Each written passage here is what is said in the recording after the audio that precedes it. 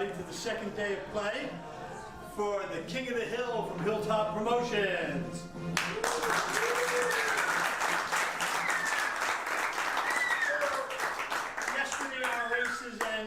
Our race yesterday ended at 25 games to Mr. Gorst and 22 games to Mr. Boening. We pick up at that point in time today with Mr. Gorst at the table in rack number 48 to break. We are back. Pool fans around the world. Myself and Scott Frost will be talking you through the action. And the action will finish this evening. Scott, it's a race to 50. We're poised. It's 25-22 to the man at the table. Yeah, what a day this will be. History will be written in the books. And we will have our first King of the Hill. And this is the start the leader wanted. Yeah, good break. Potting the one ball in the side. And that two ball come round. And this has landed very nice for Fedor. I am very keen on keeping an eye on SVB. This is just kind of something I like to do, and his reactions. You'll notice the two traveled 4 rails back down for position with the cue ball. He's got to let stuff like that go if he wants to remain in this match whatsoever.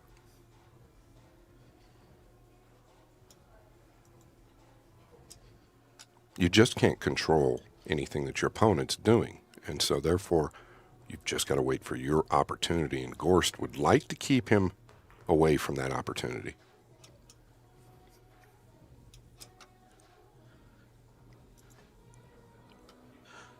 Yeah, well, it was SVB yesterday who had a couple of decent leads, 5 and 6 racks at a couple of points, and Fedor just wouldn't go away. You wouldn't have known if Fedor was losing by 20 or winning by 20.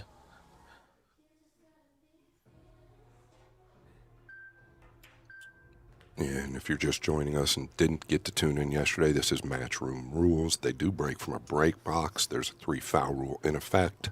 All ball fouls cannot touch any ball on the table.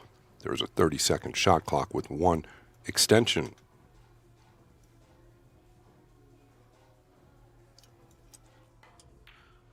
Decided to leave a bit of distance there. That was no trouble at all.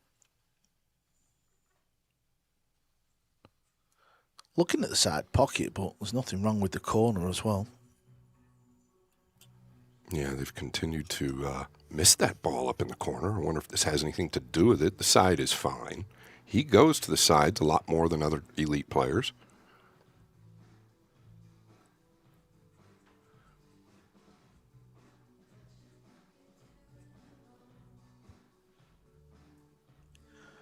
Yeah, and this is just the start you want. This is just the start any player wants when they come to the table and they're breaking first. It's going to be a break and run for Gorst, and he's going to extend that lead to 4 racks with this 9 ball. Scott, that is the ideal start. Yeah, you can't ask for anything better. And we looked at it going into this. I felt like his break is a little more consistent. I don't think that there's any question with that. But Shane really didn't get out broke yesterday. Got a lot of movement on the 9. It was more so what you were talking about. It seemed like Fedor was getting a few more shots after the break. Well, what do we have here, Scott? Have your match commentated by yours truly. Mr. Karl, boys. I saw this ad. I shared this ad on Facebook. Tell us a little bit about it. Well, first of all, thank you very much. Yeah, this is an idea that I actually run by you a good few months ago. I just thought all these people that are playing pool around the world, you know, whether it's a bit of fun with a buddy or some sort of match in their local league, and I just thought they could send me the video. Where can they reach you? They can reach me down in the bottom left, Instagram, Facebook, the modern day way of contacting somebody, of course, and listen, send me the video and I'll do some sort of commentary on it. It's going to cost you a few dollars, though. I'm not going to do it for nothing. Why not? But I think it's a genius idea. I really do. I think it's a great idea. I told you that when you ran it by me, and I think I'm going to get a match and send it to you. I can't do one pocket, buddy. I've not got that much time. I already know that. Good stuff. Okay, well, what a start for Fedor. Break and run. Didn't really see any packages yesterday. Are we going to see it today? We're looking at the red 3 because that's the next ball. Is he going to open up? I don't believe it did, and if it did, the purple is a problem. Good break, though, wasn't it? Another good look there. Sure was. We're looking at the red 3 because that's the next ball. Is he going to open up? Yeah, I don't believe so. It's hard to tell, though. I guess we'll know here in a moment.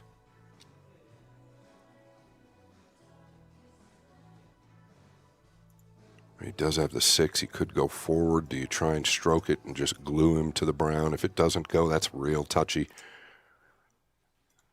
He's looking at the line, so there's obviously a legitimate chance this ball goes clean. Yeah, and this cue ball will come a couple of rails down the bottom end for the pink ball. That's next. Well, it did go. Is this a little short? He's going to fall in a position, I believe, here where he can hold for the purple.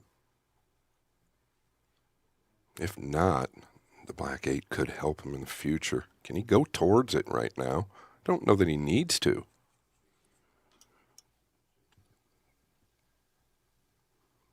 Yeah, I think he's got the side pocket wide open. Well, how's the speed, Karl? Yeah, the speed's very good indeed, and obviously he's got a few balls to go, but this would be a couple of break and runs. Going up into the corner pocket where SVB is sat. He really likes to sight the line, doesn't he? Does Fedor.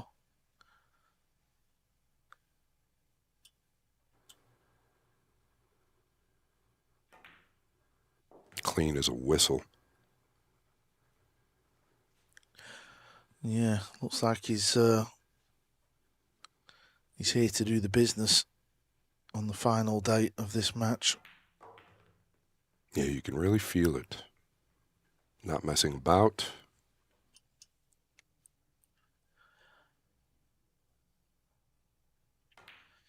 Couple of balls to go.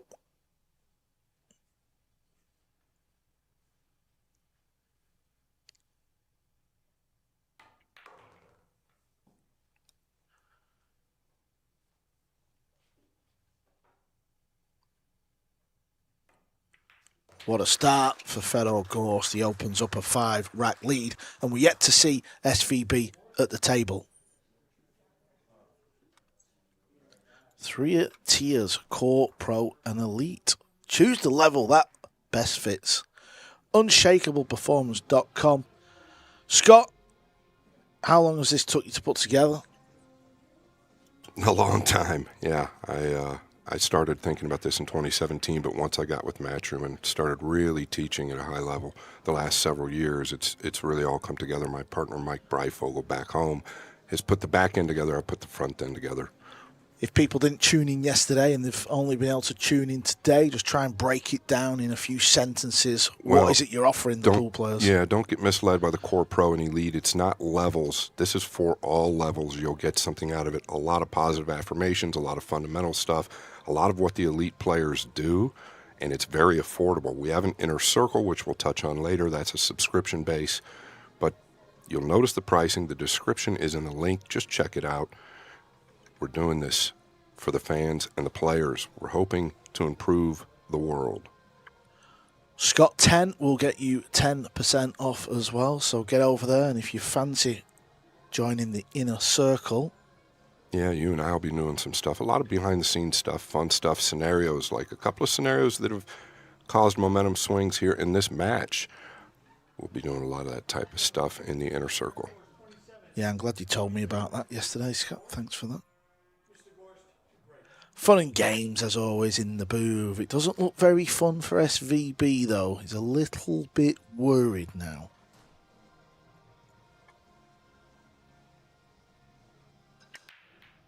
This is why, because we're just so used to Gorst breaking so consistent.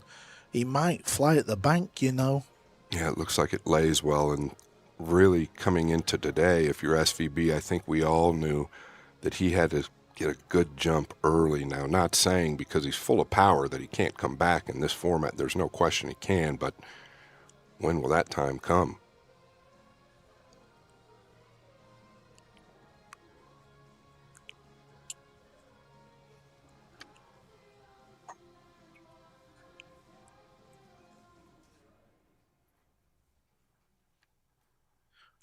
Yeah, he wants to keep Shane in the chair. But he's a numbers guy, man. I don't blame him for flying at this, but he's so good at playing defense when he's forced to, or doesn't have to, actually, I should say. I think he's playing at the bank, or is he tucking him under the 6? Well, I was just about to say, I'm wondering if he's going to go forward with a cue ball to play a two-way, but anyway, he didn't, so it doesn't matter. SVB, welcome to day 2. Yeah, back a little bit against the wall, has an opener that's not straightforward.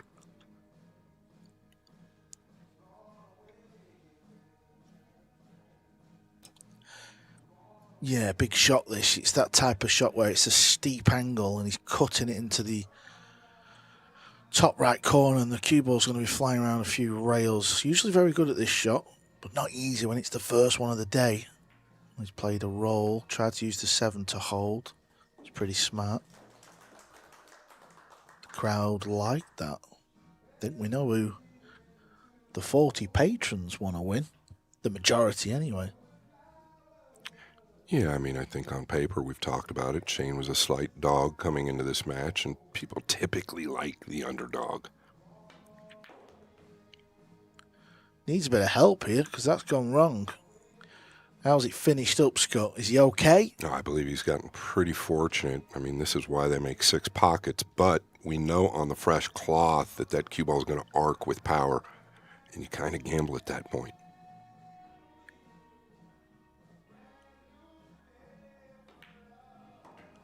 It's got to go, and it has. Yeah, I don't know if he's got to deal with the 8 now, though. That's the only thing. Can you pound forward and avoid the 9, or can you pound through the 8 coming back? Watch the side pocket if you attempt that. Or can you just cheat it altogether and miss the 8? Watch the corner. Watch the corner. It's got to stop, and it's not. Big, big error from the 5-time US Open champion there. Is this match going to start to slide away? Yeah, most certainly. Looks as if. Do you think he was drawing through the 8 like he did, taking a gamble, or do you think he was trying to miss it? No, I think he was drawing through it. I just think he thought he was going to come somewhere to the center of the left long rail. And he maybe, the cue ball just went through a little quick there and just kind of sliver the 8 versus more of the 8. That's how he ended up scratching.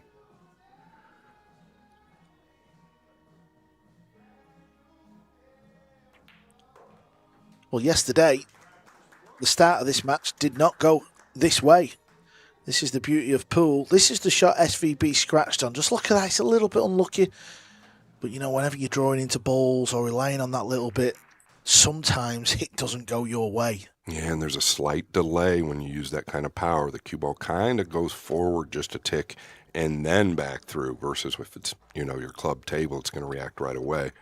There it is. The Arizona Open. Karl, we're going to this event. There's a few spots left, August 13th through the 16th, where the Heat meets the Elite. $250 entry fee, $125,000 added. And I like the format, Karl. Yeah, single elimination. If you're an avid watcher of the WNT, you remember the Philippines Open last year? It's the same format, and that tournament did not disappoint. And just look at the 5 players that you've got there on the screen. And there's going to be a few more players. Well, 6 players just seen Shaw at the table at the bottom. So there you go. What a tournament that's going to be. Yeah, the registration is in the description. If you want to register for that event, go to the description here and you can register. I would recommend doing it sooner than later. It's at a beautiful resort in Yuma, Arizona. It's only a couple hours from the Valley of the Sun, Phoenix, Arizona. I'm guessing it's a nice drive there as well, right? It's gorgeous. Canyons and mountains and rattlesnakes, oh my.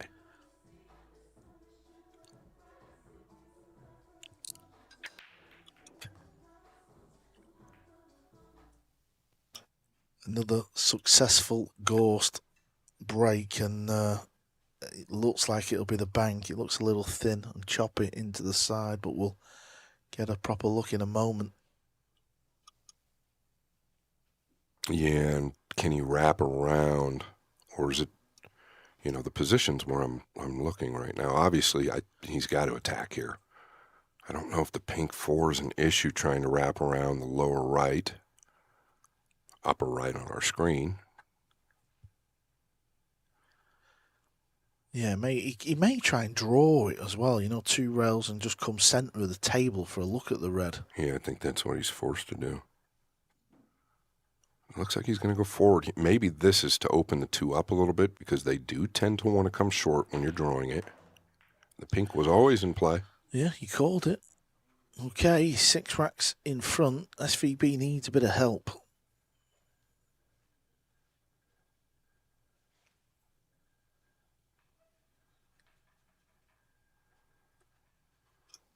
Yeah, and this is where he is so dangerous.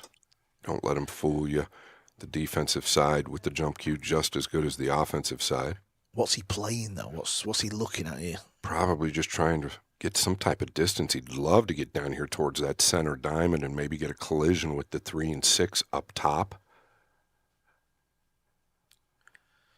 Yeah, if he doesn't get that collision, 3 ball might come back down. So let's have a look. He controlled it nice. I think he scratched, though. Speed was good, but the line was not. SVB needs help. Yeah, maybe just caught that a hair thick. Excuse me, a hair thin. Wanted to catch it a hair thicker. Speed was good for Shane.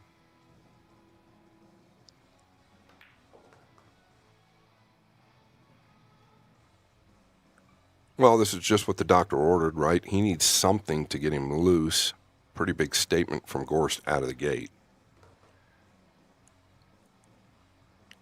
Yeah, at the end of yesterday's play, when we seen Shane just move that cue ball over, maybe a ball, I thought he was hitting the break pretty good from there. So I'm intrigued to see if he sticks with that. I believe he will.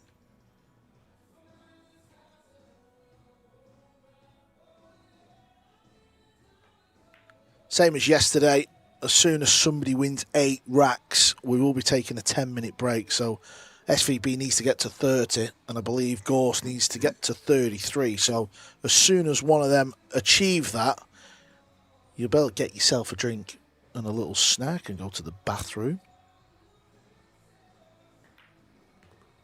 I like what he did there. Fedor does it all the time. Shane, not so much. Walked around, made sure he knew where he needed to be on the 8. It doesn't hurt to take a few extra seconds.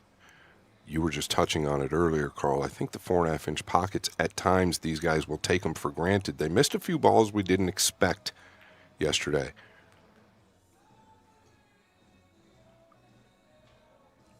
Too straight on the 8, so he couldn't get lower with the cue ball. He'll wrap this cue ball around a couple of rails.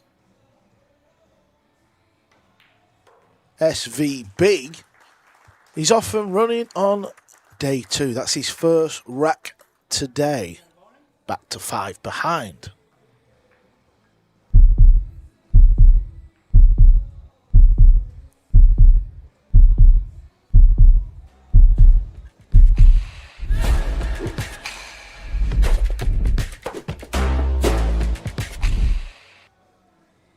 Big shout out to the boys at Q Armour. Donated 150 shirts to the meet and Jerseys. Shirts in England, jerseys in America. You get the gist. If you want to see what they look like, head over to Hilltop Promotions Facebook page, because me and Scott did a walk and talk behind the scenes probably about 30 minutes ago now, and I've got one of them on. Yeah, I was wearing one yesterday. You took it and wore it today. I wish your shirt had fit me, buddy. I wish. You're killing me.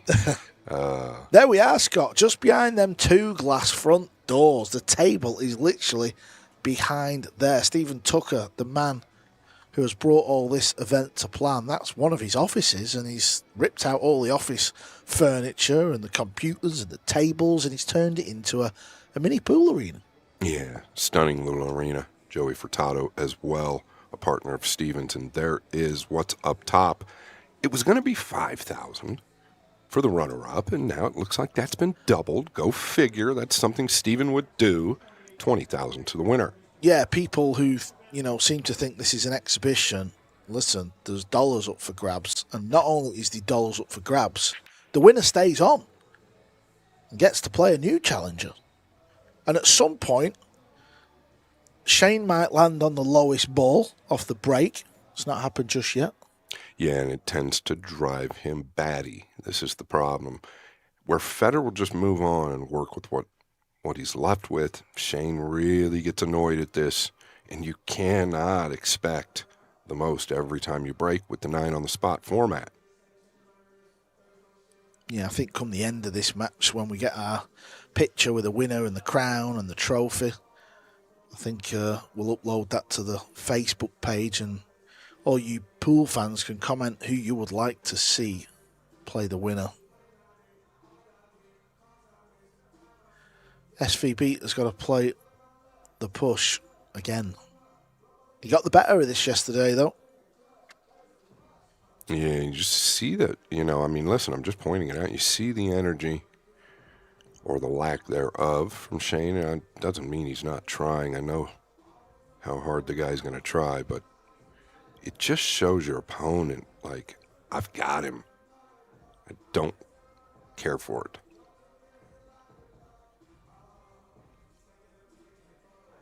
I get it, though. I get it. It is frustrating. You hit the balls good. You don't get a look on the 2. What does Gorst have here? Shane is one of the best, if not the best, in the push-out department. You could then our right side of the 2, try and trickle up behind the 3 and 4. That's touchy.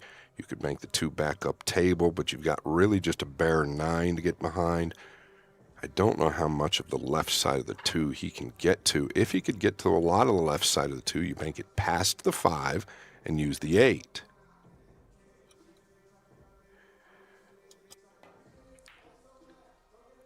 Doesn't want that to fall, I don't believe. Well, he's got to look at the 3.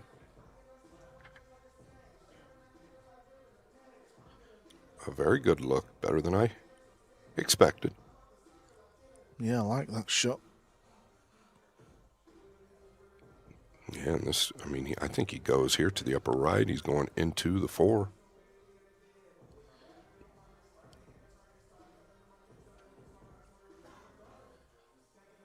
Yeah, I'm wondering if he kind of plays low on the cue ball, he's got an outside chance of potting the 4 as well.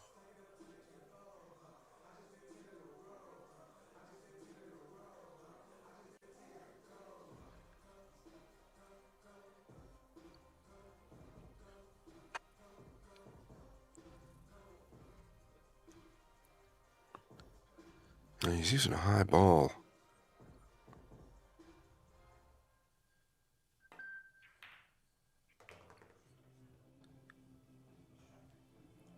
Well, he went, what a great hit, right? Leveled out. Kind of took a chance there. I think he thought he was making the 4 with the high ball. We just kind of misread it. This shot has been missed a couple of times thick. I don't believe he's going to miss this one. You just don't feel it coming, Karl. No, it almost helps you, this angle, because you can kind of aim past that side pocket a little bit. And he looks to be in really good form today. Overdone it, okay. This is going to lay up as well for SVB. Unexpected. The beep's going off in the background, 30-second shot clock.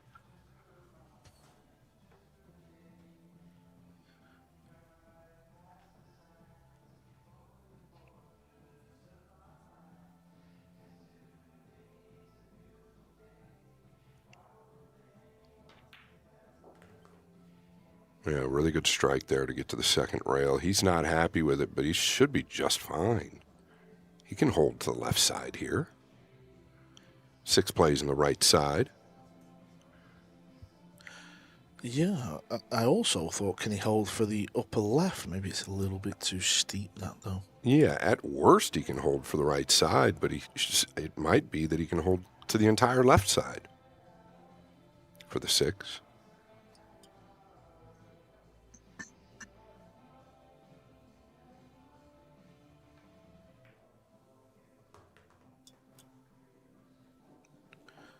Nice. Do you know Shane's still, is he using the same shaft he's been using for a while? I don't know if it's just me or my eyes. It looks very thin, that shaft. Yeah, I believe, and I don't know exactly the name. I believe it's a new product that came out not too long ago that he's using.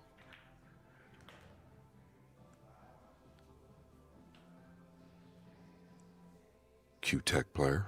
Been with Q-Tech forever.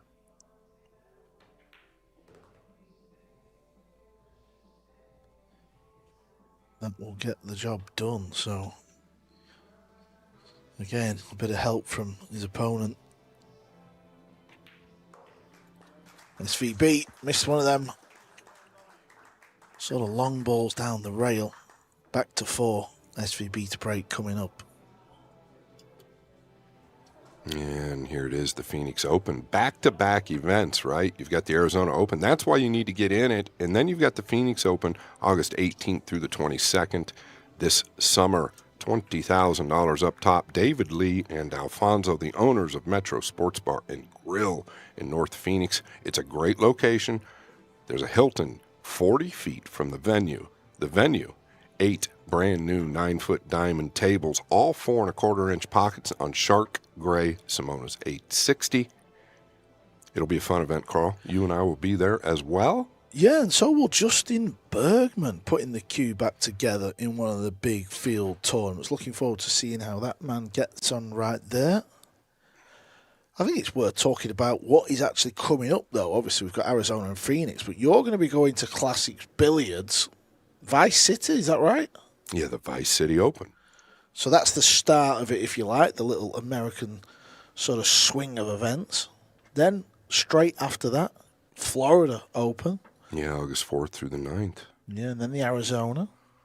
Yeah, it's nonstop, right? Then the Arizona, then the Phoenix Open, and then, of course, the U.S. Open 9-Ball Championship in Frisco, Texas, the 25th through the 30th. $500,000 added to that pot. Yeah, so that's a fantastic month of pool coming up.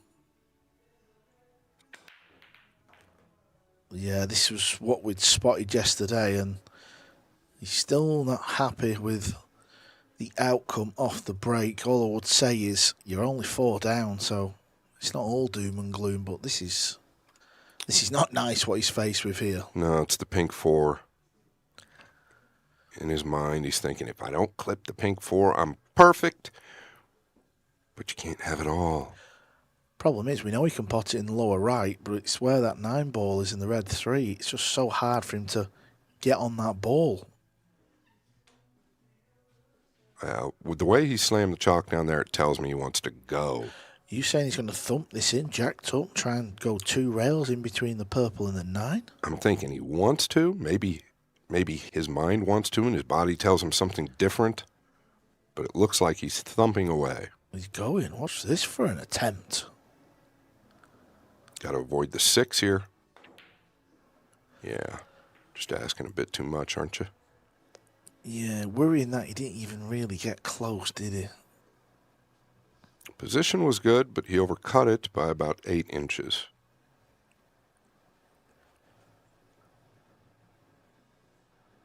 Just a tall order. And you know, he had plenty of defensive options. Maybe the scoreline pressing that shot decision, to be honest, which I understand.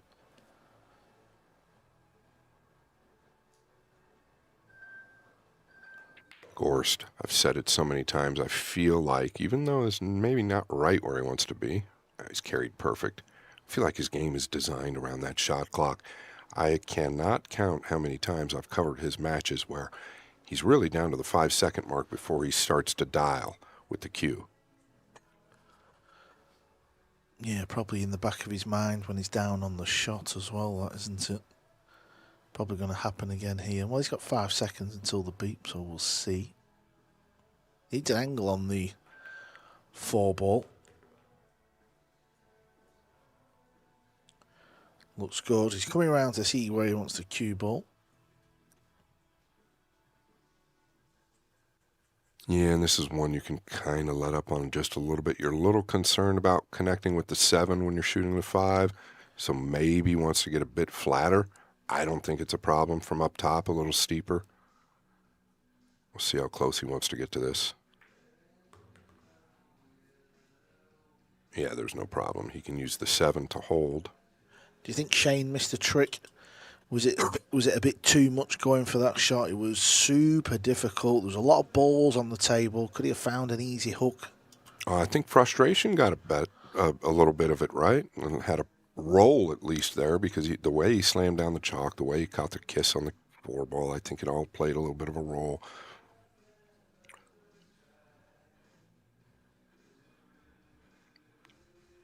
But that's how he plays as well, right, Karl? You know he's an aggressive player, and when it's working, I mean, there's just nobody that can beat him.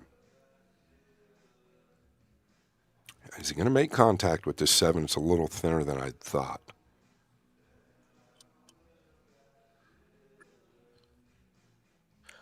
Yeah, going low on the cue ball. Nicely judged.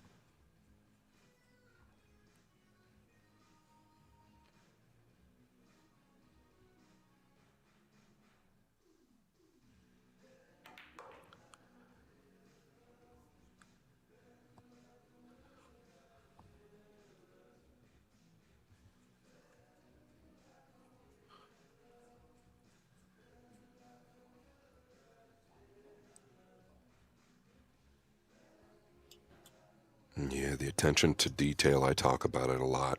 I use Fedor as an example when I'm teaching. And the attention to detail, how he looks everything over, never misses a beat. The timing, his pace around the table is always within a tick of the same speed. Doesn't allow the heart rate to get the best of him. The cueing, following through every single time. It's all repetitive. And that's what you want. Consistency. Didn't want to finish on the rail here. Not a problem.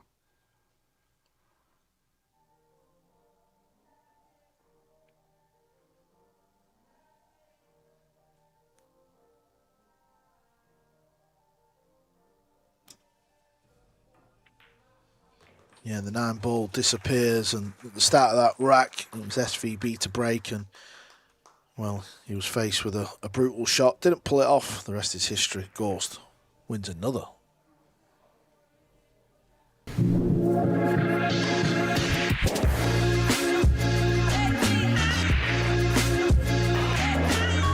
A chalk you don't have to think about. Ghost chalk.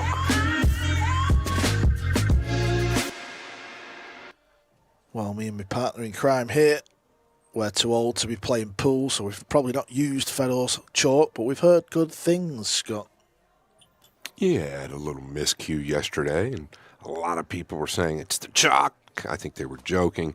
He just got a little quick, really did. You rarely see it happen with him, but I have heard as well that it's a very good product. Yeah, and he's got a few more products out as well, so the website was there. Get over there. Have a little nosy, see if there's anything you fancy. Shout out to our referee, Mr. John Lehman. Tough job on his feet, racking the balls. That is not easy.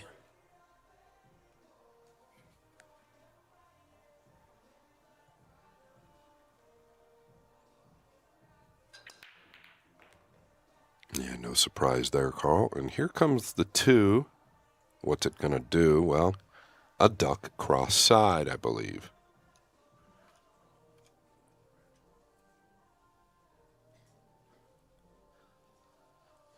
Yeah, how did this end up? Yeah, he'll be firing here. I don't know if he has to go towards the top, or can he just go forward softly, take a little more distance on the 3. I have noticed I did hit a couple of balls a couple of days ago. With speed, it will shorten up, so I bet he just floats this in.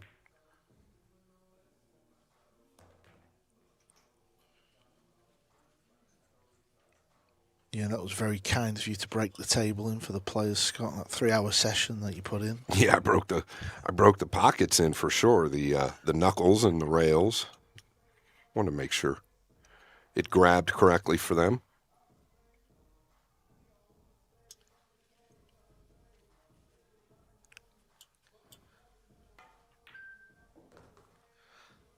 in the zone. Yeah, and I think that this is kind of what we could feel coming deep down.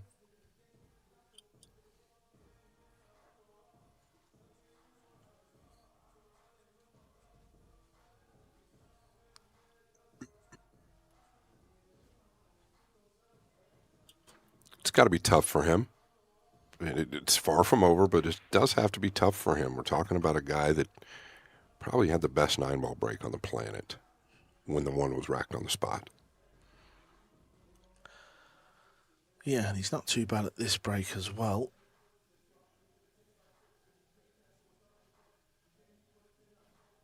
But he's not the best in the planet. No, and also, Father Time waits for no man. This is a player who mid-20s now, and you know, we know the CV that SVB has managed to carve out, but Fedor's is not too shabby. He really is in his kind of prime, if you like. Yeah, and it's kind of scary, right? I think his prime lasts a little bit longer than some of the others. I think his prime will be another decade to another decade and a half of pool, which is just downright frightening.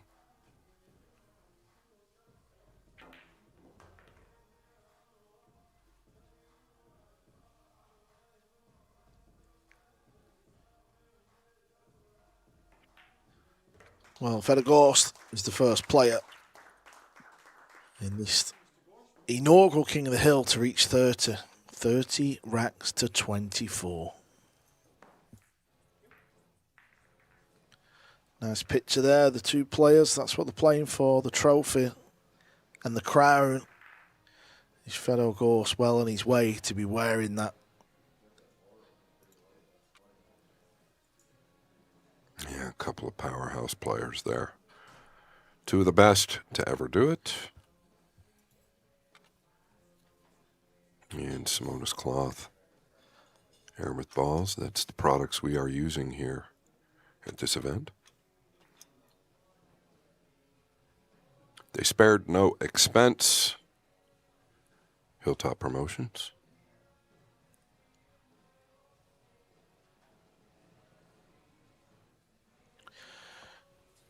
I think John's got a bit quicker at racking the balls on day 2 as well. Have we put him on the clock? I don't know, but it takes me about 8 minutes to rack them like this and just can't do it. Butterfingers. Rack number 55, our current score is 30 to 24. In favor of Mr. Gorst. Mr. Gorst to break. Gorst gets to 33. We will take a break. SVB gets to 30. We will take a break.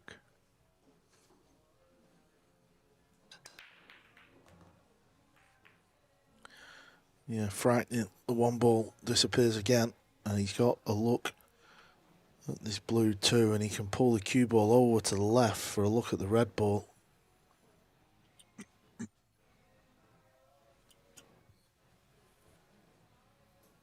Yeah, where's the trouble? I don't know that I see it. Just avoid tree-topped on the 8, contact with the 5 or the 8. I don't know. I think I'm with you, Karl. Can he just hold over above the 8? If he has to go forward, maybe the 5's in play, but this is really the shot of the rack. Weighing up his options, isn't he? He was kind of looking at, can he go forward 2 rails, and you know, which path is the cue ball going to take if he comes down, but kind of feel like just get it over to the left. Yeah, I'm with you. Maybe it's a little steeper than we see it. That might be why he's considering the forward. Yeah, maybe if he just plays it with top, it's running towards the 5.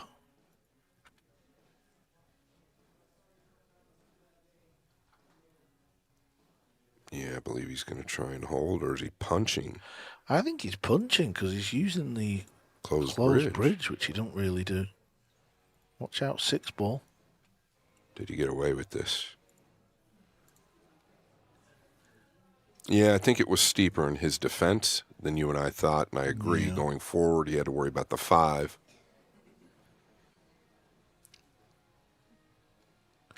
Well, I think we all know this is going to disappear, but he's got to get on the pink.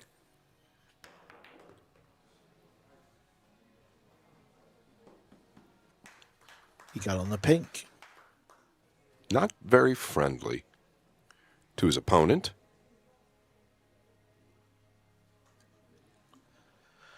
There's always been, rule changes, and pool players have had ideas over the years the way we should play the game. But one rule that I always sort of thought made a bit of sense is you can't use your jump cue if you've put yourself in the hook.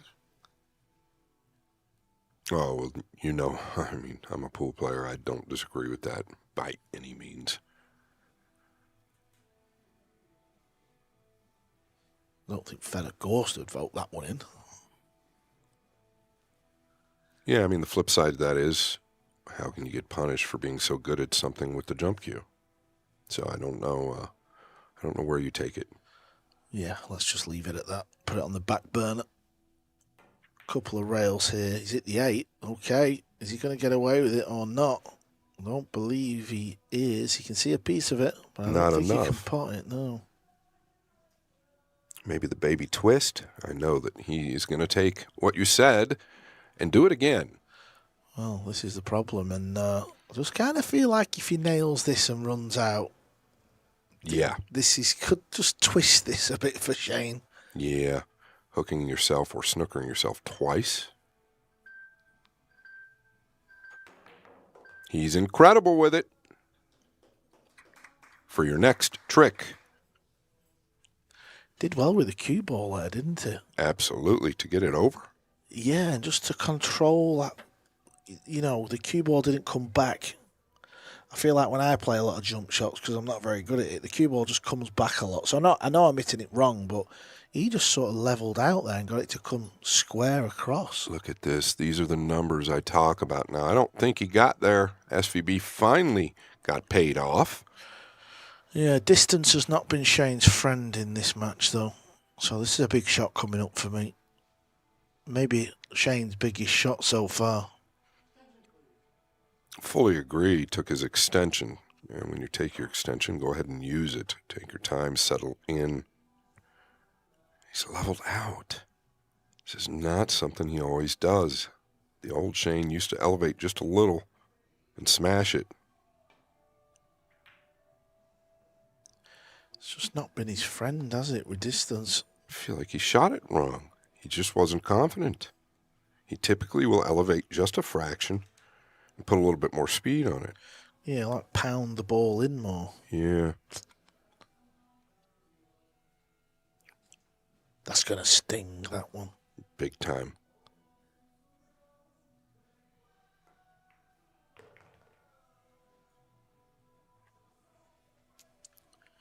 Well, you listen, you got to give credit to the guy at the table. He's putting the heat on him. And that's really the result of why Shane's suffering at the moment. If you or I were out there playing Shane and he had that shot, he'd never miss it. No, I know what you mean, Scott. The fact that he's just been froze out a little bit, and even though Fedor didn't get the pace right, there was still distance. What an eventful rack that one was. But it's still going the way to Mr. Gorst, 31-24. Yeah, jump shot number 1.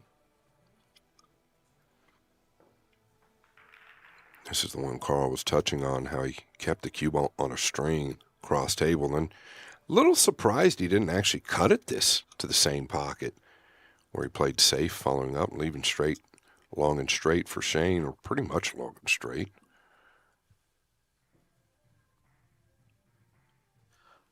www.unshakableperformance.com. This is all brought to you by Scott Frost. This is an online course. There's a lot to it. You can also join the Inner Circle, which is a monthly subscription, and you get some extra videos, and Scott will be showing you some tricks of the trade, and he's kindly told me he's gonna drag me on some of them videos, so I appreciate that, Scott. I do extra work. Thanks. Yeah, I do the same for you. And the vlogs, pal, the vlogs. Right, Scott. Me on the Scott. vlogs. Sorry, I don't want to cut you out, but I'm going to show you the back of this shirt. That's my shirt, by the way. It's a little dirty. There you go. Shane and Fedor. Thanks, Kevin.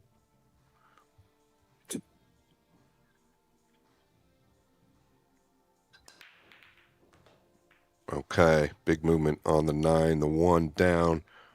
The blue, well, I don't think he's going to shoot at it, Karl. No reason here. No, he'll just baby this up, won't he? Try and get both balls touching the rail. Shane will be in a world of trouble. Yeah, I believe he already is.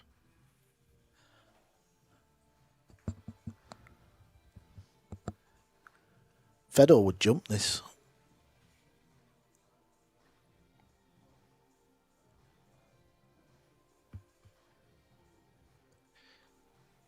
What do you see, Scott? I think he's got to give it back. Oh, wait a minute. That's not a push.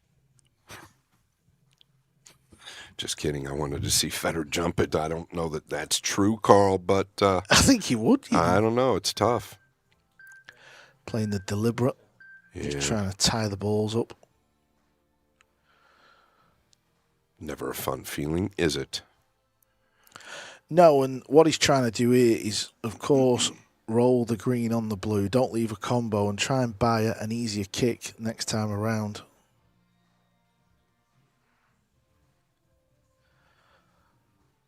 Tell you what, he might have done okay at that. He's going to try and sliver the top of the 2, come one rail over, or just lay him down. A lot of players might try to sliver him and then come off the long rail and nudge him up in behind the green to take off that long rail kick. So you'd like to sliver him in up and behind the 6 here. That's not going to get it done. So SVB earned something out of this. I'd have preferred to have gone distance, though, down towards the pink. I personally didn't mind what he did. I just don't know if it didn't grab or if he caught the 2 a little thick.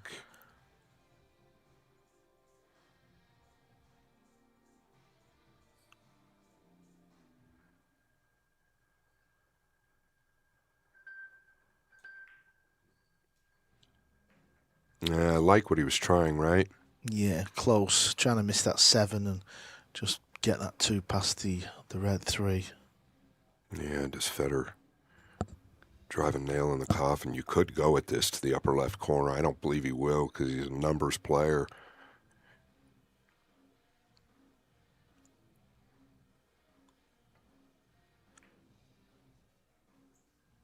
Simple. Yeah, simple, but the fact that he's got that full ball hook, it just keeps the heat on you. There you see, that's what he's faced with. You could see with his hand a bit like,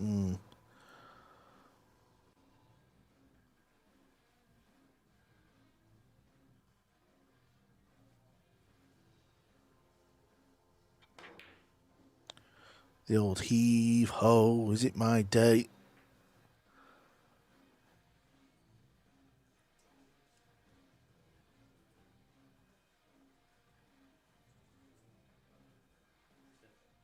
Six games to 2 today on the scoreline.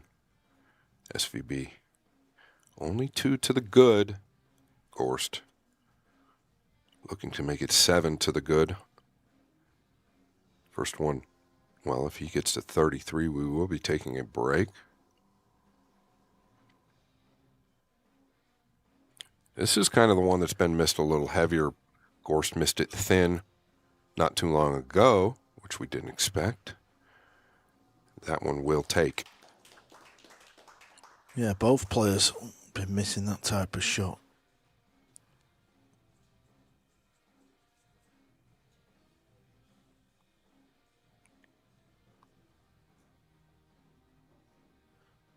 Just going to draw the cue ball back.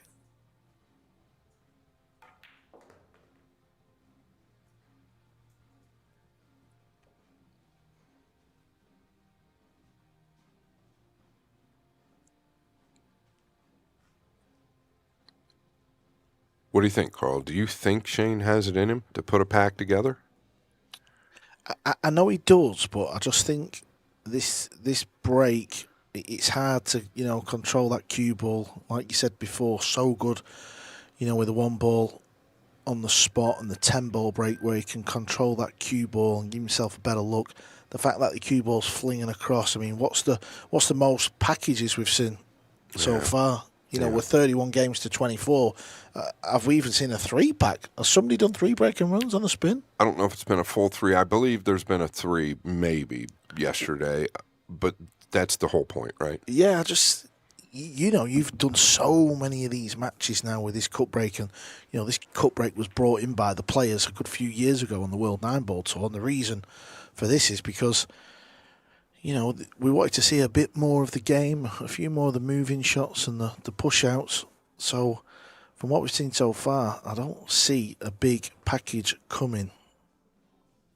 Yeah, I won't mention the name. I think I actually mentioned it yesterday. Somebody reached out to me and wanted me to help him make a line on how many racks will be ran. And he thought the number should be 7. And I said, in a race to 50, I think that's a little high. But if I could bet the under, please make that line. How much did you get on it? He changed his mind. I don't believe he put that number out there, but there's a chance he did. And if he did, obviously we know that can be done. But it's just, you need a lot of luck. And I think that's what Matchroom's done right, though, also, right? Because the game can get too monotonous, racking the one on the spot. Yeah, exactly. And we're seeing all kinds of pool in this match. As Fedor Gorst is on 32, and if he wins one more and gets to 33, we will be taking a 10-minute break.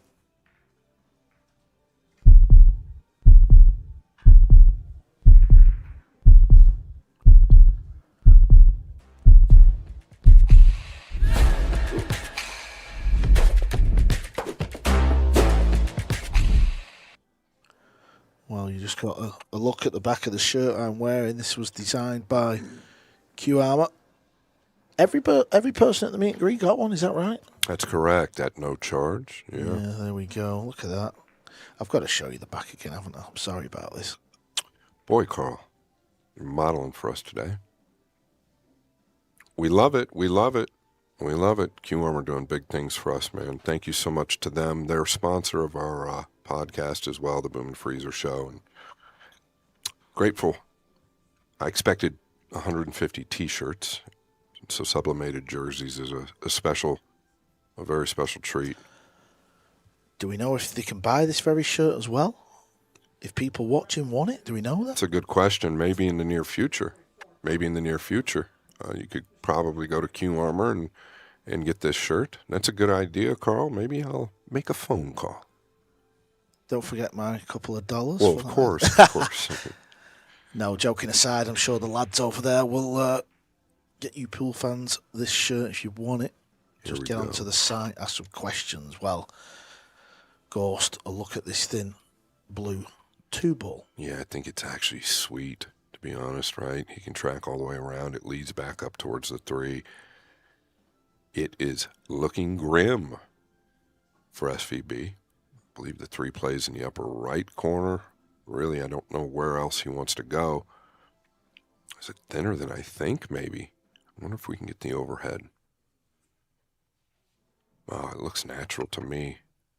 Yeah, he could play it in either upper corner.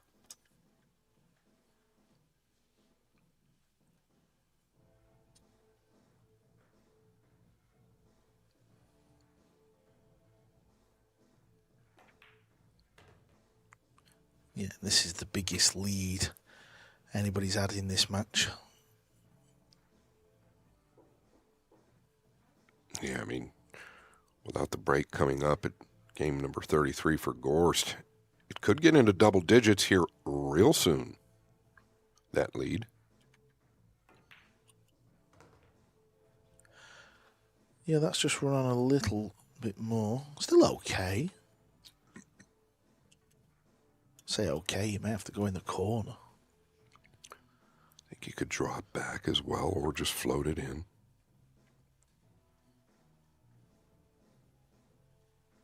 Oh, it must be steeper than we think if he's really queuing it up with a high ball and power.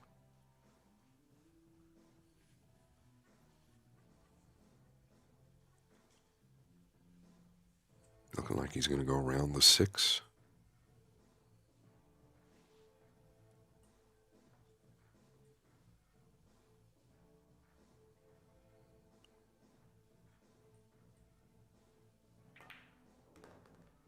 Yeah, so sweet. So sweet there. Everything perfect.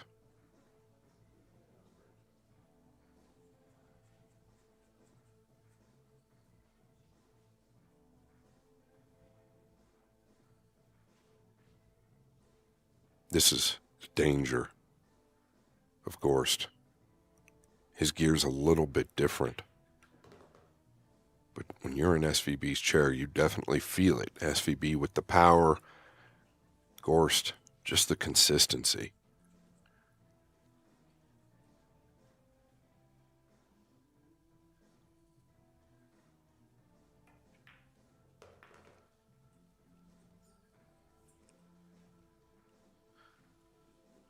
Yeah, he's okay, but he wanted a little bit more off that rail.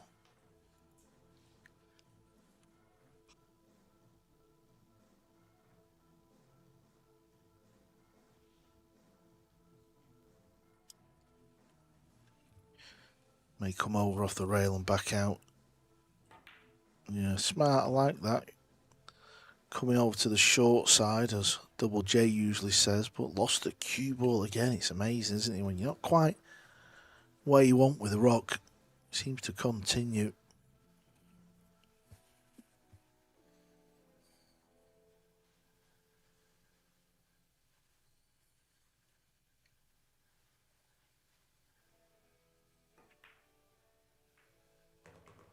Yeah, judged the cannon nicely, and this is set up for an easy 9. The start of this match was all going the way of Fedor Gorst. He's now 9 racks in front, 33-24, and it's time for a 10-minute break.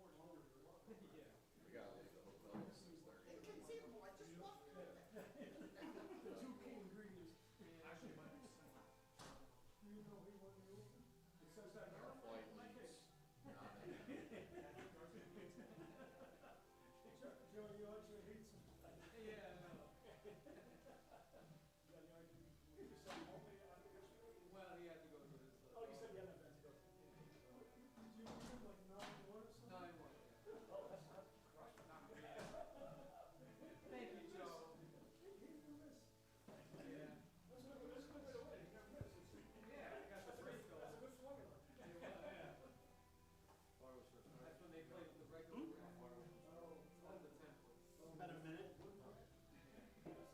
I just got one last announcement to get people in.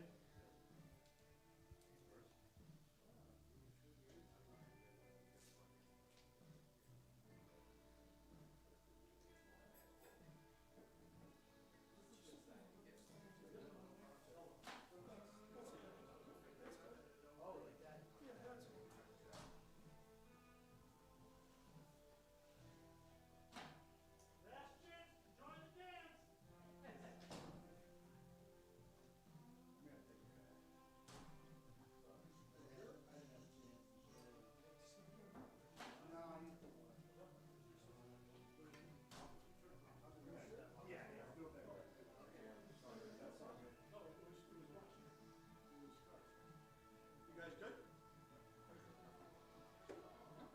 Shane?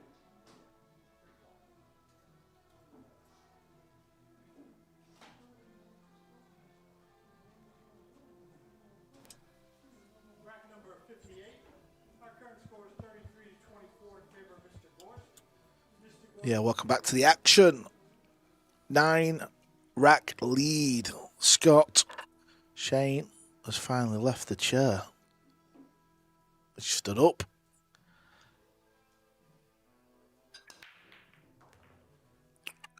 Yeah, we could look back on a lot of things. Don't want to talk about this being over because we know the power Shane has. I think we all want to see some of that, right? But there's so many variables. Looking back for me, for today anyway, rack, I think 55 it was to get back within 5. Fedor jumped those 2 balls in. You touched on how good he was with the cue ball to get over to the 7. Fedor plays safe, sells out the safe, leaves Shane a long, straight, pretty straight 7 ball. Shane typically elevates just a touch on that 7 ball. When I saw he leveled out, what happens there is that the back arm, especially under pressure, any movement in the back arm, you kind of start to steer the cue versus let it do the work. He shot the 7 straight into the rail, and it's been all downhill from there. Yeah, if he'd have knocked it in, he'd have got within 5 racks with a break, and now he's 9 down. And this is really where it shows up, and I don't know that you give this back. Shane can jump from this position. Now you're really, really falling into the wheelhouse of Fedor Gorst. Yeah, he's made this shot his own as Gorst.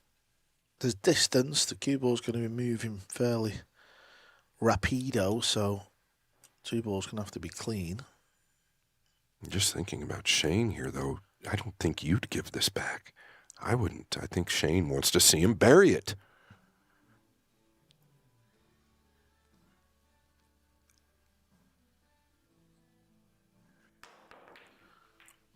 Well, he didn't bury it, so SVB this time, he was correct to let him fly at it, and he's been rewarded with a good look at this blue 2.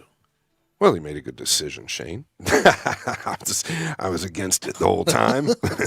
Yeah, you just thought that was nailed on, didn't you? Yeah, you just kind of feel it sometimes, but the feeling was incorrect.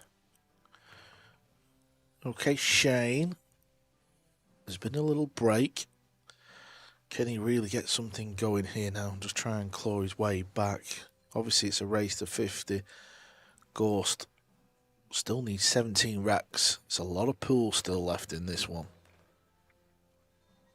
Yeah, you look at the 2 players and the comparison. I think there's a stark comparison when it comes to leads and not having them. Shane really needs to just go back to the drawing board and literally play it one ball at a time, right? Don't get ahead of yourself. You can't win all 9 games or whatever the deficits are in one rack. You just got to work with what the table gives you.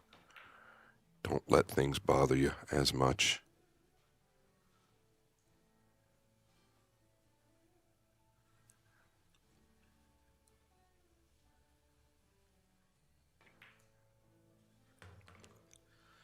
Yeah, we often call it ball at a time, but there's a lot of truth in that.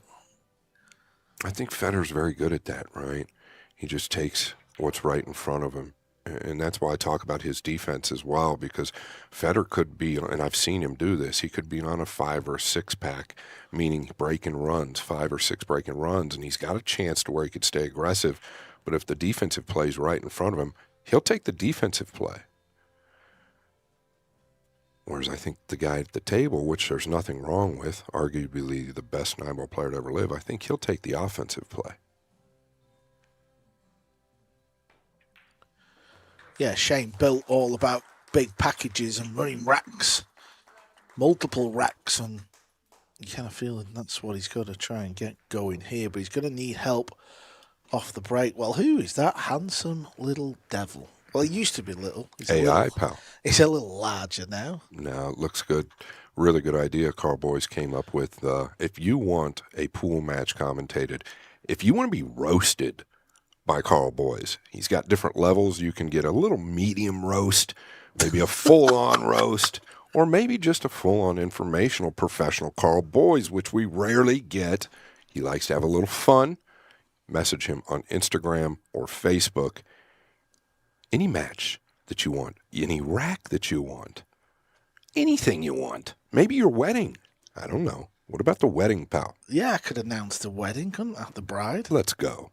Why not?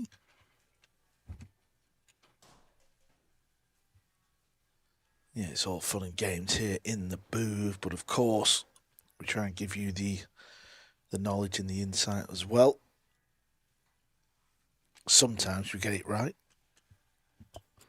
Look at those percentages, Karl. You see the 91% versus the 9%. Those are Fargo rate percentages. I've worked with those numbers a lot. There's a reason they're there. They're pretty accurate. This is good. So far. Okay, yeah. I mean,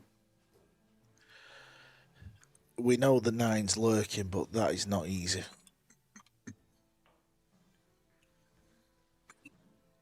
Bit more speed on the break there as well.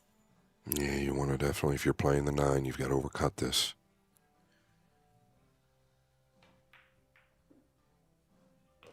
He's made it. A quick rack, that's what he needs. Listen, it wasn't clear, it doesn't matter. It was not an easy shot. Shane's very good at them type of shots, though. A lot of players miss them because we're so used to aiming at the pocket. He's good at picking them combos out, and it's a quick rack for SVB. I actually cover combinations in the inner circle, and he plays a lot of one pocket, so I'm just saying it is what it is. But he does play a lot of one pocket where those funny combinations come up. Here's another look. He had to overcut it. He was aware. He really overcut it. Yeah, even SVB. All the years he's played pool, he'd be glad to see that one disappear. And he's pulled a couple of racks back. Yeah, master your mind, master the table. Unshakable performance. The link is in the description. Go take a look, please. Look at the video. I talk about it in more in depth. There's a video. Just scroll down. You can use code SCOTT10 for 10% off. Thanks very, very much. Yeah, and I just tested that. What do you call that again? That square thing, bottom right? The QR code. The QR code, right. Yeah, I just tested it. Works. So it does work. As well. Wow. Testing you there, Scott. 9-ball's moving. Oh, my gosh. Got trapped. The 1 was going, then the 9 was going, and we're going to get another look at this. This was not all these little games playing with SVB's mind here. Take another look. Watch the 1, in and out. Yeah, incredible, that. Suppose he's not left a a straight in pot, as he so it's not all terrible off a dry break. So here's Fedor's push shot.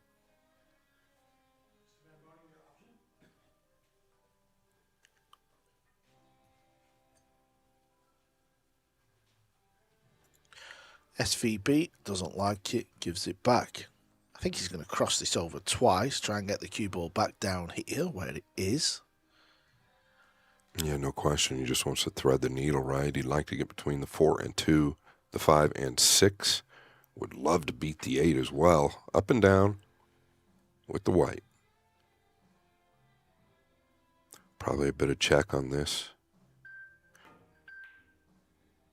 And he's going to clip the 6. Is the 4 going to save the day? That's a little nasty.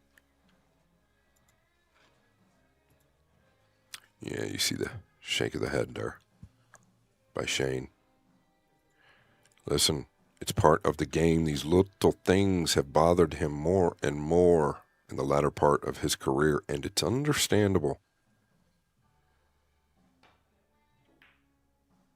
Very hard to check that cue ball there on the fresh cloth. He is going to leave Gorst a good look at the 1.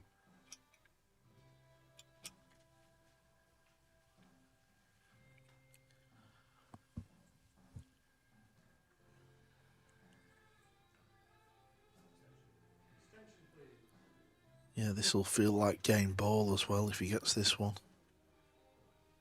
All the balls are open and got pockets to go at.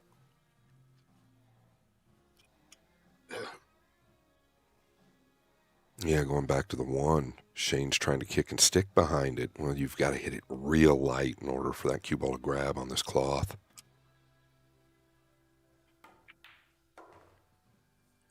Yeah, so making the 1 sort of makes everything else line up nice.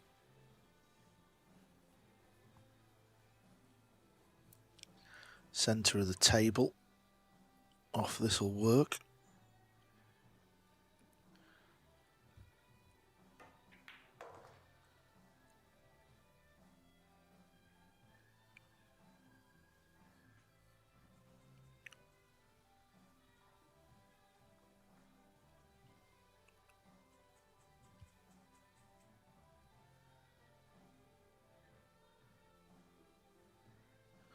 Yeah, landed a little straight, so you're going to see Gorst draw back here.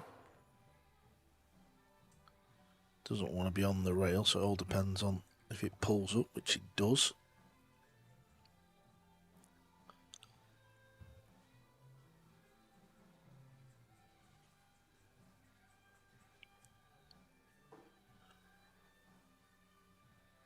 Yeah, he's got a bit of an angle there. He can go forward 2 rails.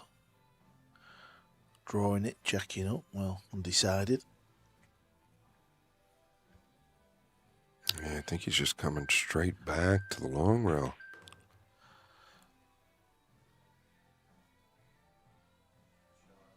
That's perfect.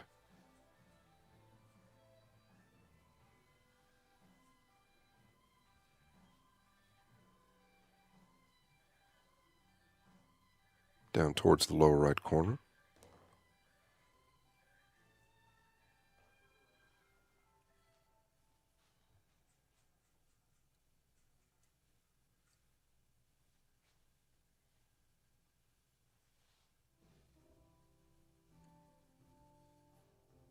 Yeah, the little things happening, though, for Gorst today, the rollout. Played the shot you called, Karl, twice with the 1, over and across. Did not get the cue ball where he wanted. Left the cue ball in open space, but the 1 ended up creeping behind another ball, leaving near to nothing for Van Boening.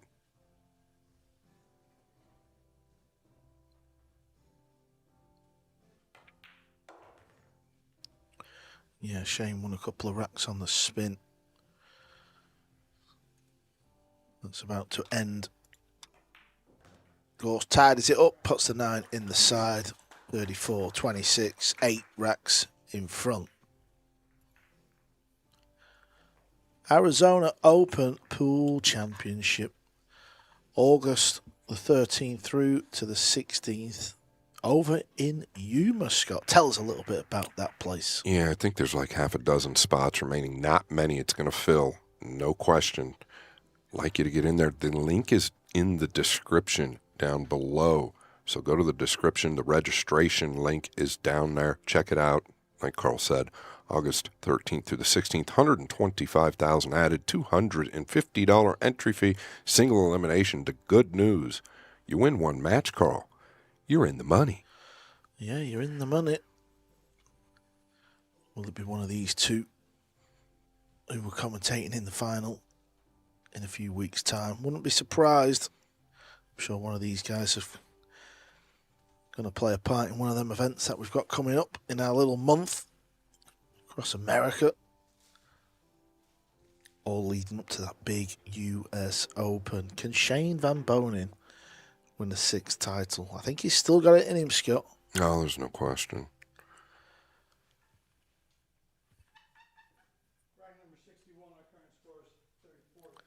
Of course, it was these two met in the US Open final. Gorst taking down Shane.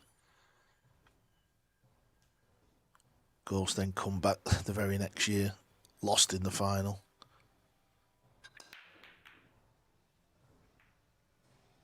Dry. Yeah, I never thought I'd hear those words out of your mouth with Gorst at the break. It's landed awkward though, this. Cue ball's tracking over towards them left balls in the upper left corner. Yeah, and the 9 was tracking to the lower right corner if the 8 doesn't save that day. Yeah, like Karl just said, how do you avoid any traffic, or do you just crash into the red 3? You can't really go forward here.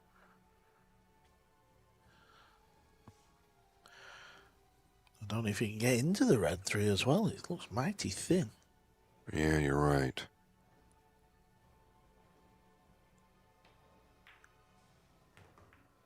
You're just asking for so much there. He's fortunate to end up where you've got a gap between the rail and the 5 because he can get the jump cue out, but you're just asking for so much to avoid the brown 7 there.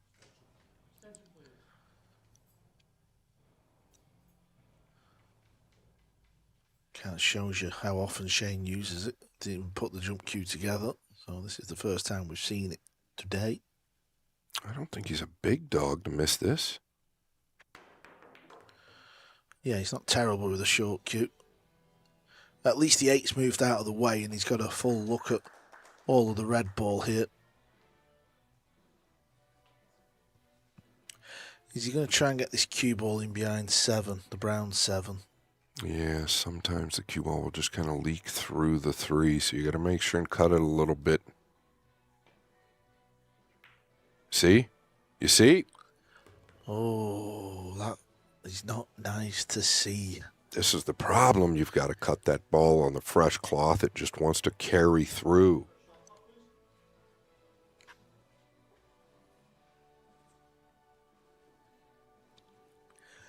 Gifting racks to Gorst. That's what he's doing. And he doesn't need any gifts.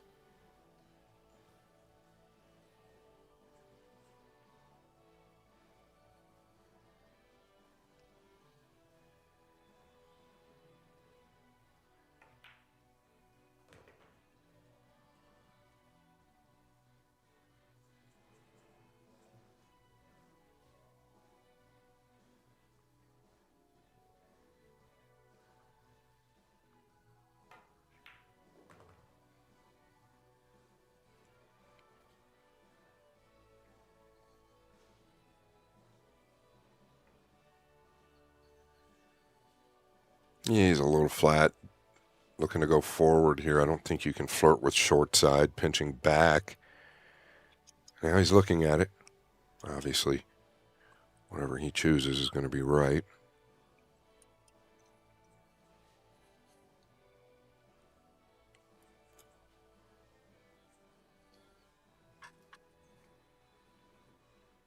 The only problem with cheating the 6, Karl, going forward is that knuckle. Yeah, that's why he's chose to come back. Well done.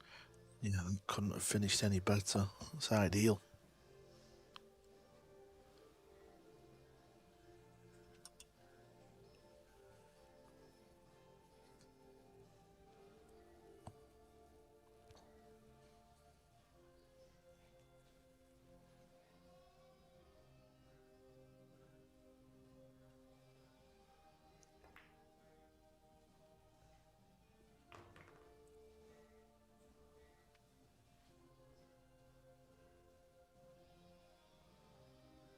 Good look at the fundamentals there from Fedor.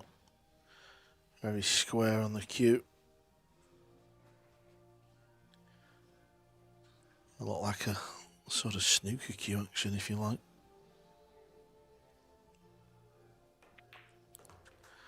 SVB did not get the hook. Not only did he not get the hook, he scratched. Gorst back to 9 in front.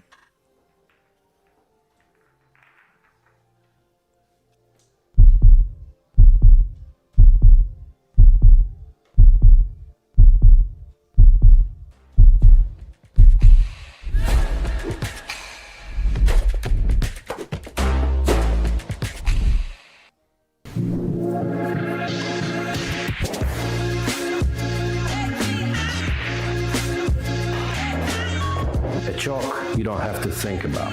Ghost chalk.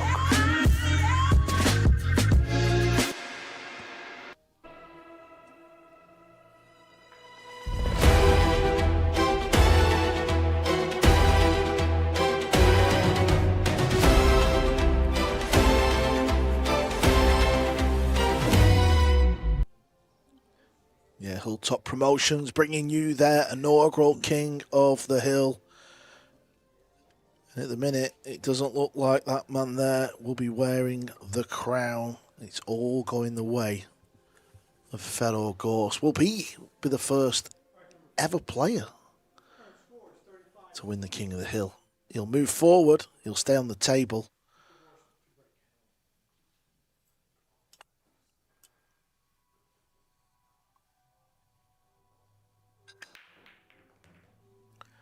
And with that break there, he's going to take some beating. Yeah, let's just call it what it is. Treacherous for SVB.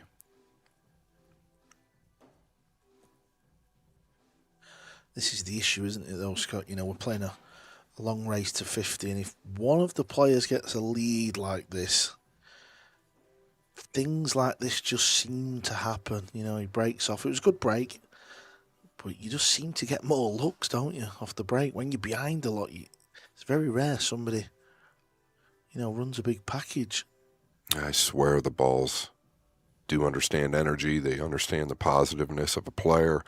Trust me, I've been on the wrong side of that many times, and due to my own doing. And you're absolutely right, Karl. The balls know who's winning. They know who's playing better, making the right decisions.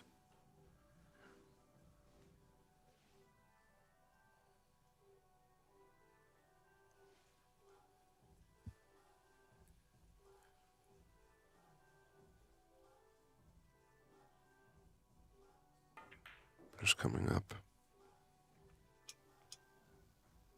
Just doesn't want to get flat on the purple.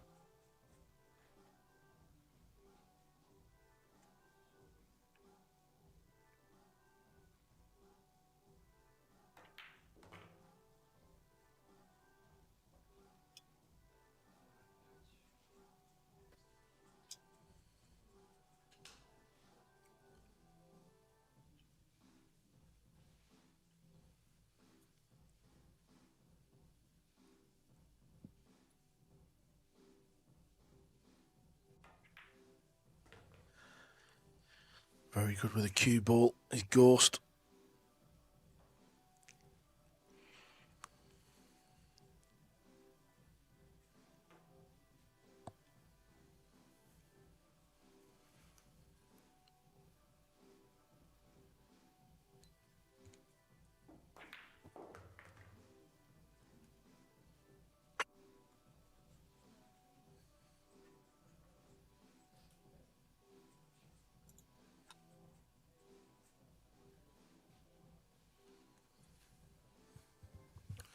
Does have a bit of an angle here.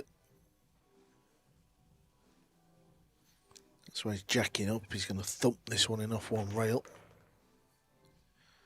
Centre of the table is good for the 8.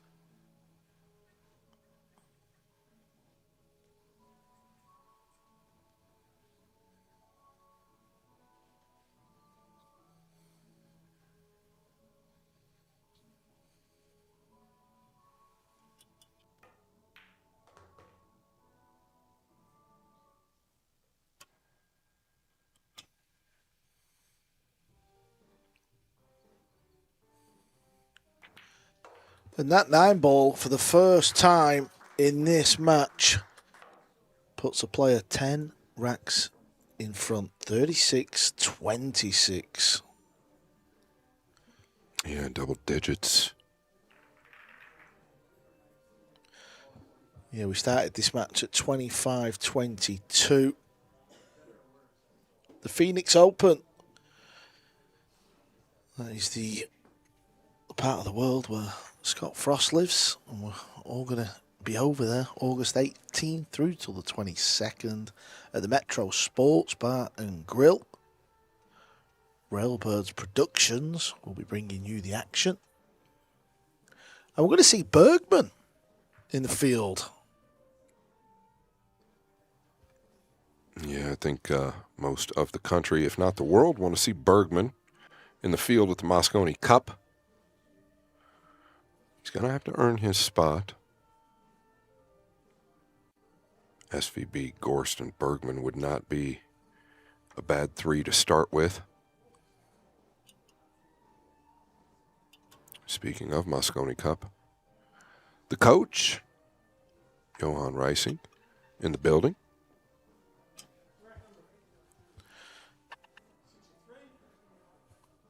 Yeah, he's keeping an eye on both players. Obviously, we know he's worked with Fedor a lot over the years.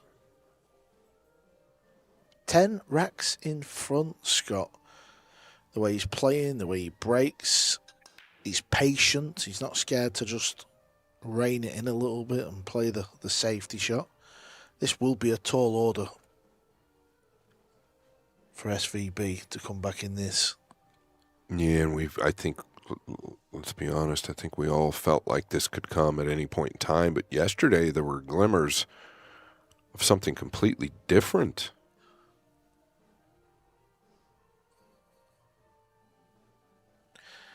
Yeah, kind of feel the rollout here. Well, he's coming over to the right side. I feel like he's going to roll out into a jump shot, though, don't you? Yeah, I mean, he maybe wants to leave him long and straight like he did yesterday on the pink 4, but the jump is what it's going to be over the 9.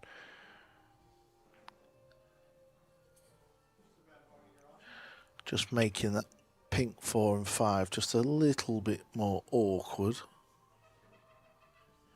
That's in case Shane decided to play the jump shot, but he didn't even look, did he? He just said, carry on, Fedor. Yeah, and Fedor knows that, right? So he's getting a double tap at the 2, right? You get your first chance off the break and then the roll out. And I think he's going to make one of these soon. Close. How's it going to end up? He's actually just nudged into the pink 4 and made it worse. Sure has. He's got to look at the 2. See how quick Shane is at the table. I just feel like he's almost a little carefree at this point. Maybe a little too carefree. But it's so difficult. I'm not trying to be critical of him, I can promise you that. I understand. Yeah, Gorst needs 14 racks and he's 10 in front. It feels big to me, though. Yeah, I think it feels big to all of us.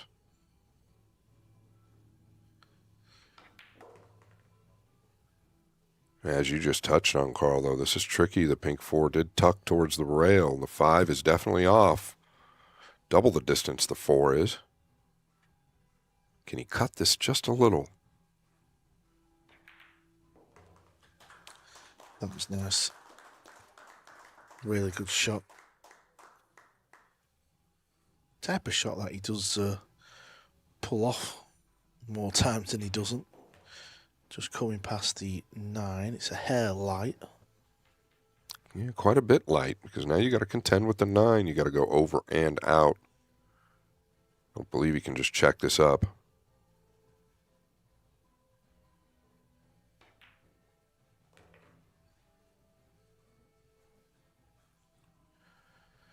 Yeah, and that pulls up a little short. Yeah, just adds a little bit more work.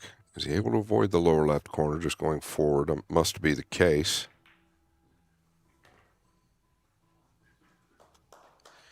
Yeah, now back in prime location.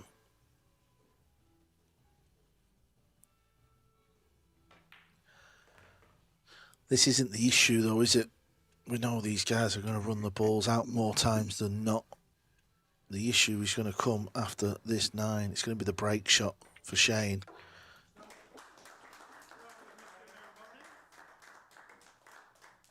But a comeback has got to start somewhere.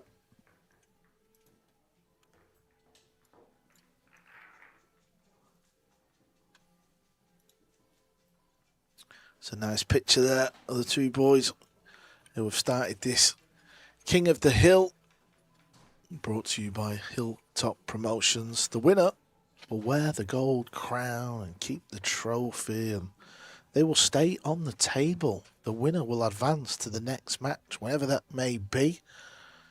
Presuming it's going to be this season, and they're going to walk away with a few tidy dollars as well. 20,000 the winner will take, and 5,000 to the runner-up. Stephen and Joe, it was their idea, it was their baby, and this is where we're at. We're in that cute little building.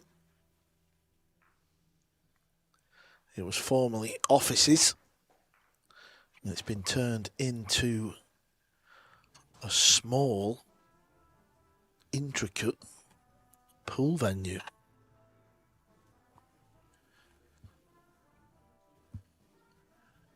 Just 40 spectators were invited to the event. You can sort of see them all there dotted around. Yeah, our man Frank Miletti. Jason Weir to the left with Jesus Atencio. Everyone's on the phone.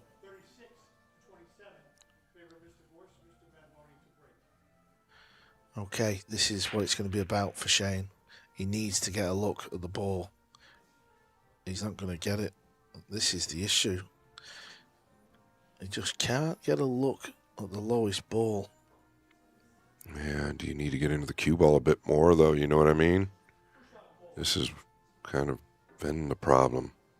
Maybe he just doesn't have that bend or the low ball. Just a tick more. He was getting a lot of movement on the 9. Nowhere near that now with the cue ball. What's happening here? Okay.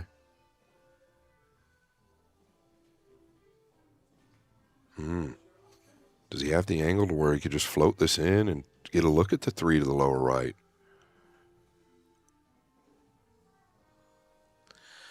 It looks pretty straight.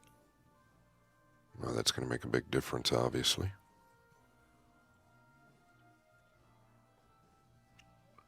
Where is the safe, though? He could just roll it onto the left, run the cue ball up on the top. Yeah, that's what he's played. Wasn't a big fan of that, but it's going to work out. I felt like the kick was always going to be easy, but he did great with the speed.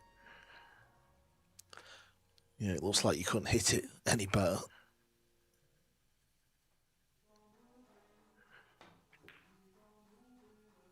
Needs help. Not going to receive it. And touching on the shot you just called, Karl, that safety that Fedor played. So simple, so basic. Pretty much everyone's going to see that shot, right? But executing, it's a whole different ball game. You've got one bare ball to get behind. It makes such a difference having that speed.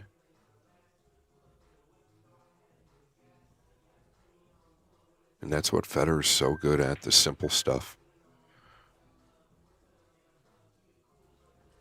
Yeah, have a go at the shot Fedor's just tried. It's underrated. The amount of times you leave a piece of the ball. Scary.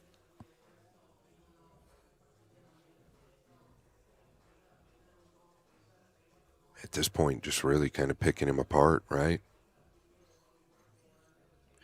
Yeah, and of course, because he's got that lead, them shots, they do feel a little easier, don't they? Tend not to think about it the same. You just sort of get down and hit it, and it all works out nice.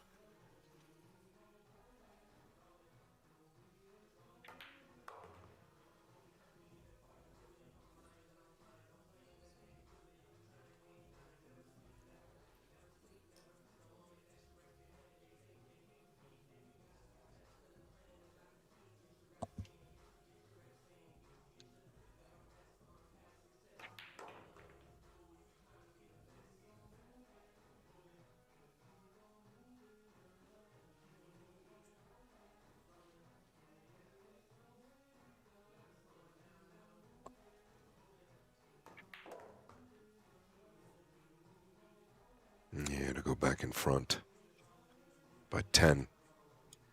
Once again, 8 or 9 games does not seem like anything crazy, but the way it's gone, it does seem like something crazy, right? We just have not seen the racks strung together that a lot of people thought would happen. You and I think, kind of knew a little bit better than that because of the break shot. Yeah, do you also feel like things have changed from yesterday, Scott, where Shane was getting the better of it on the rollout, but it seems that Fedor's winning that battle today? Sure does, and I think that kind of turned towards the end of last night, actually. It really all started when Fedor played that rollout to the lower right corner. The pink 4 was in front of the right side, but you had to play it up in the right corner. It was gamesmanship, right? He left Shane that long, straight pink to the upper right. Shane shot it straight into the rubber. But something just like that can change everything. Yeah, 10 racks in front, sat there, feeling good about his game and where he's at in this match. And listen, it's a new style event, and he's a winner, and he wants to win this match. He wants his picture with the trophy and the crown on his head, and he wants to be the man that the fans are talking about and who they're going to want. Okay, look at this. Yeah, this is a break cue coming out, Freezes, I believe. Yeah, I think I know what's happening. What's happening? Are we going stronger, more power? Splatter session. Splatter session. He's probably a little tired of all the balls being on the table. Again, though, I like it. Listen, I know he's sat there and he looks a bit dejected, but he wants to be at the table, doesn't he? Potting balls and running racks. He doesn't want to be sat in that chair. So the fact that, he's still thinking of things where he can maybe try and turn this around is good. I don't know if that's it or if he's just sick and tired of hitting him at about 60%. 9 ball's close. He's not had a golden yet. Ooh, is he on this? You see the body language from Shane. No bueno.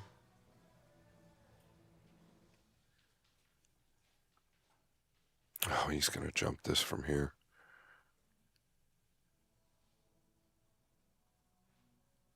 He's 1 for 1. And 2 for 2. Oh, that is nasty. He's used the break cue as well to jump that ball in. Look at where it's landed. That is disgusting. Yeah, very well said. He's got to start feeling this is slipping away. Definitely got that feel about it.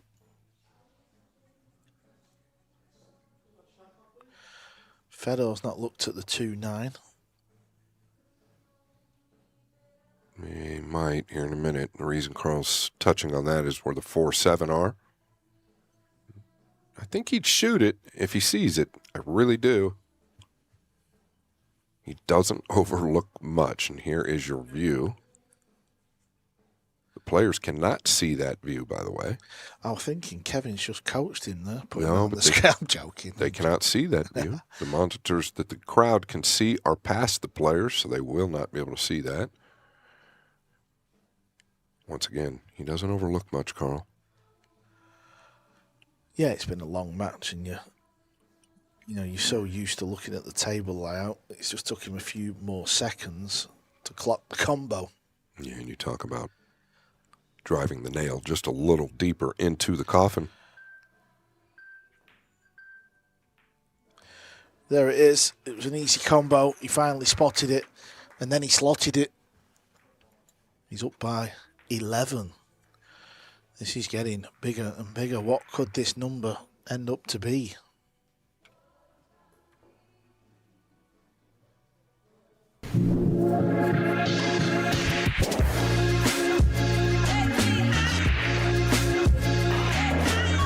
A chalk you don't have to think about. Ghost chalk.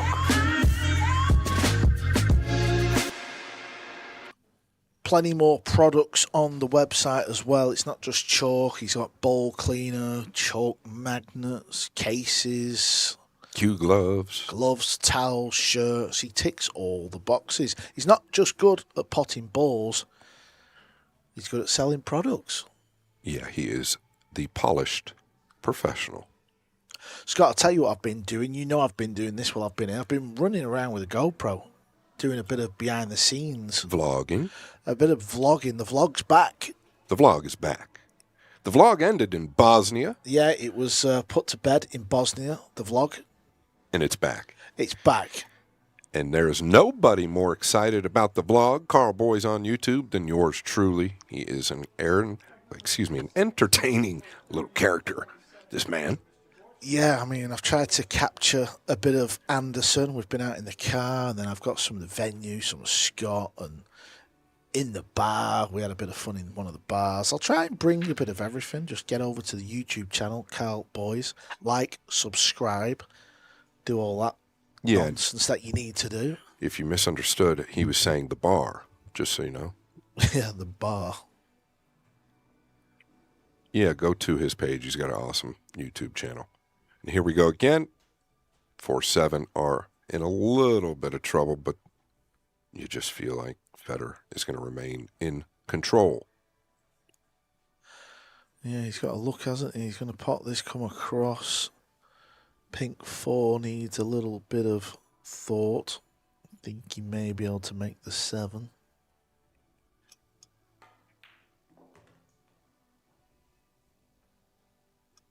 It's a little light. Still cuts, of course. Yeah, you might just try and cinch this and get down here. Maybe thread between the 5 and 9, 4, 9, and then work some kind of defensive play. Or can he come 2 rails playing the 3 to the upper right? I think he's going to the upper left. It's pretty natural to get down here somewhere to work with the pink 4. Okay, he's looking at the 2 rail line out of the upper left now. Coming at the pink 4 here.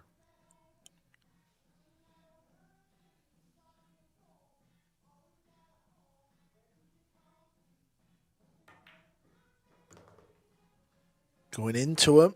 Oh, that has come out okay for Fedor Gorst. That will do. Nice shot, that. A lot of good things could happen from that position. He weighed up his options. Turned out to be accurate.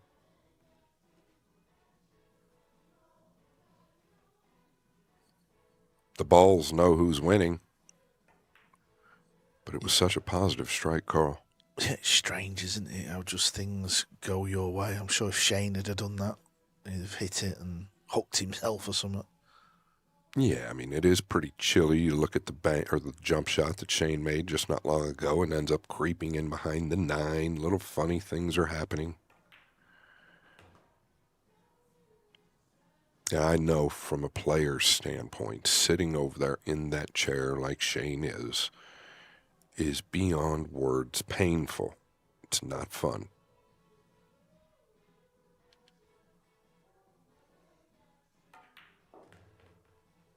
Rather be anywhere on the planet than in that chair right there, Karl. Yeah, but listen, he's had so many good victories on a pool table. He's up against it. You know, we're talking about 2 of the greats here.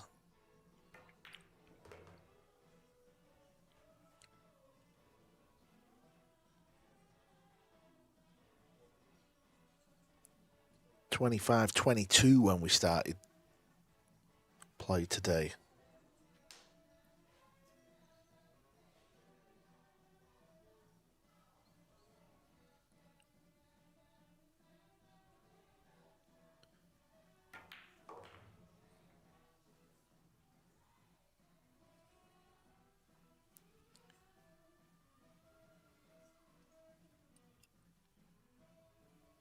I mean, look at the respect he's giving this 9-ball. It's pretty much just off straight. He's not just getting down whacking it. He's looking at the angle still. And he slots it home. And this gap is getting bigger and bigger. Gorst on 39. Just needs 11 more racks to be crowned the winner. If Fedor gets to 41, which is looking likely, we will be taking another short break. And if Shane gets to 32, we'll also take a break. So 32 and 41.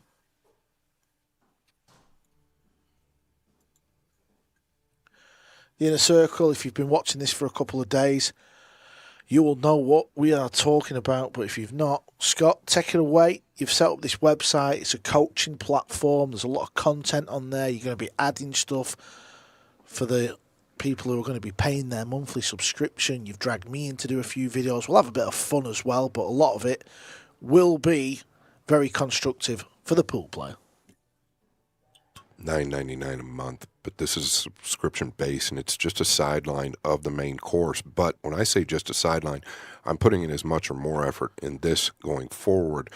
Going to do a lot of stuff. It's 2 minimum videos monthly. They will be fresh videos that are important with what's going on in the course, but also what's going on out here with great players across the planet. Yeah, so the inner circle is available on that website. Get over there, sign up. Scott 10 will give you 10% off. Oh, look at this. Unless the 8-ball spoils something here, he's going to be straight in on the red 3. Yeah, and it's, I believe, cleared the way. Pink 4 plays in either corner.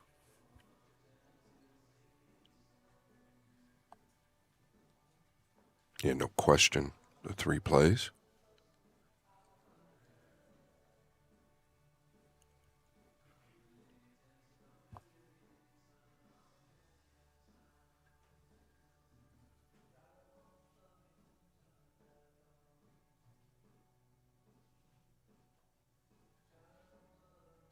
All right, slight elevation here. Tells me he's punching for the 4 to the upper right.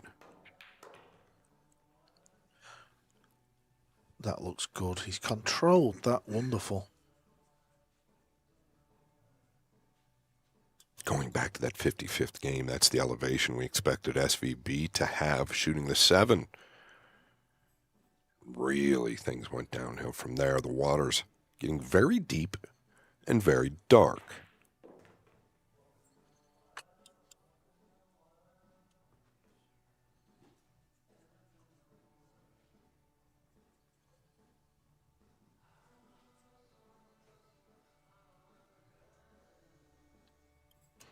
Yeah, I don't believe the 7 passes the 9 in the lower right corner, so he'll want to pinch back a foot or so.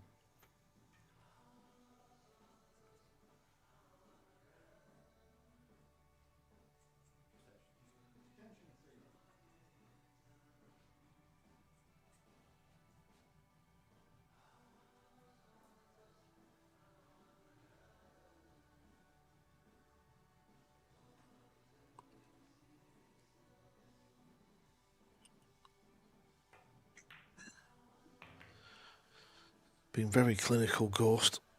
He's making it all look very easy. And I suppose that's what great sports people do in their chosen sport, don't they? They make it look easy.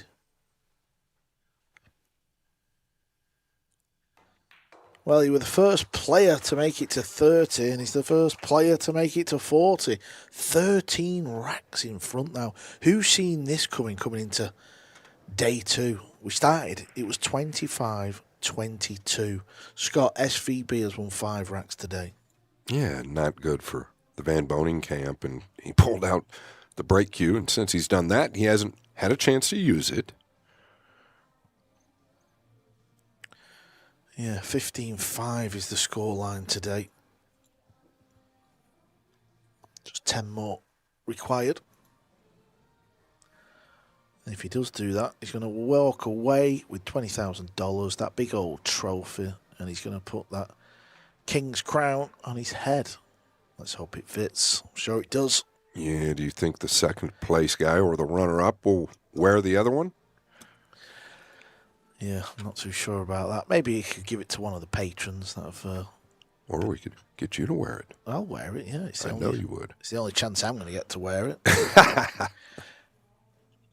Unless there's a 400 Fargo who wants to challenge me or something.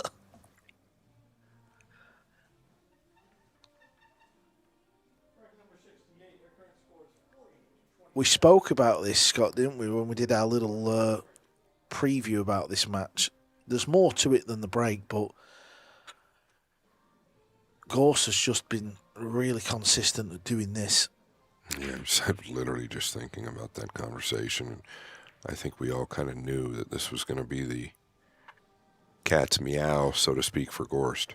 And he's got that ability to keep that cue ball up, like around here. It doesn't end up near the bottom rail, does it? It stays up. So important. So important. Blind ball to the upper right. He has been 100% with these.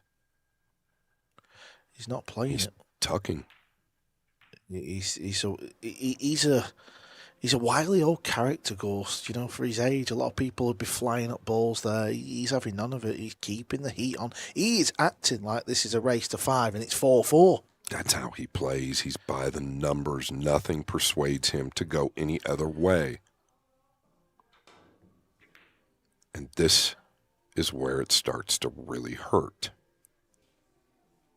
Not just for Shane, but for all of us. I don't think it's any fun knowing how he feels. No, and, you know, going back to the shot there, Gorst played the safety for this very reason. He kept the pressure on. He knows he's got his opponent rattled. He's on the ropes. It's like a boxer. Keeping the pressure on, that's what he's done.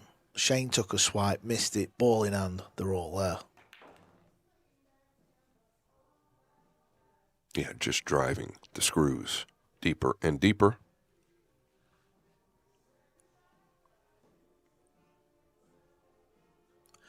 Couple of rails with a cue ball here. Down for the 5 ball.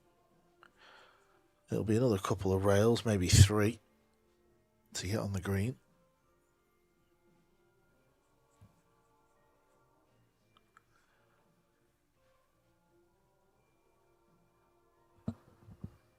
He's going to come pretty tight out of this left corner. He wants to stay above the green. It's perfect.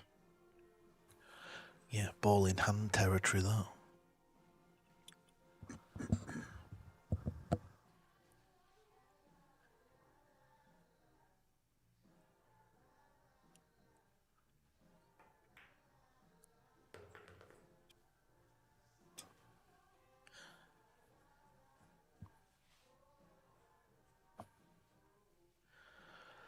Amazing, isn't it? Day one, 25-22. We all thought that was nicely poised. We were going to come into today, see the same again, and, you know, both players push each other down the line. But Gorst, he's had other ideas. This has been phenomenal today. It really has. He's been absolutely clinical. In the balls, he's looked tremendous. You can count on one hand the mistakes he's made. Let's not forget, it's 15-5 the scoreline today. That's a lot of racks.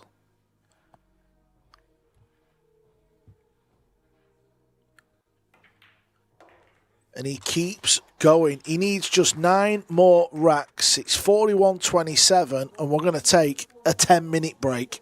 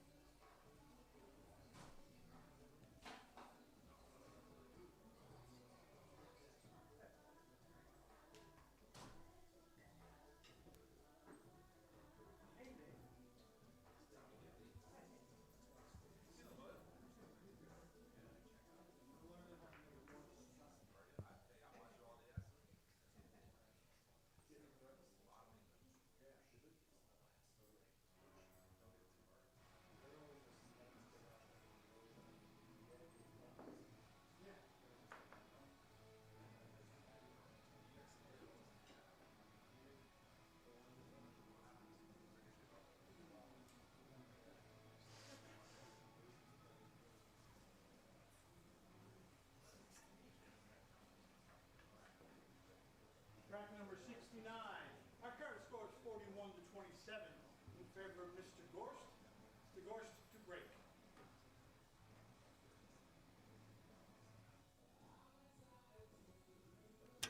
Yeah, welcome back to the action. Just 9 more racks required for the man breaking. All day today he has broke the balls very well and he's getting opportunities. Yeah, this is more of what we expected yesterday. Things just didn't quite come together the way they are for him today, and I think a lot of us expected this in one way or another. In total control. And ever since SVB took out the actual break cue, he breaks with his playing cue due to the cut break. Well, he hasn't had an opportunity to use it.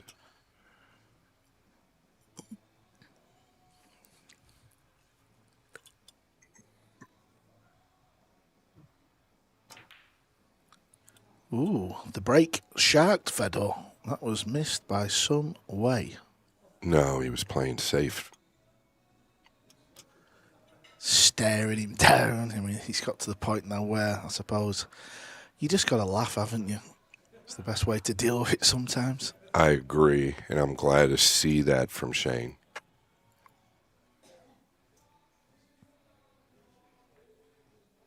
As classy as they get, right? SVB. Yeah, he knows what's going on. He'll just take this on the chin and move forward. Listen, he's not out of this game yet. We know that, but we're just talking about what we've seen so far. And knowing what Gorst is like as well. He's not going to let up. No. 0. Close here, hard to get away from that big pink ball there. Do you just elevate a little bit and like draw over past it towards the 9? Yeah, like so. How'd you do, Mr. Gorst? Made that look a lot easier than it was.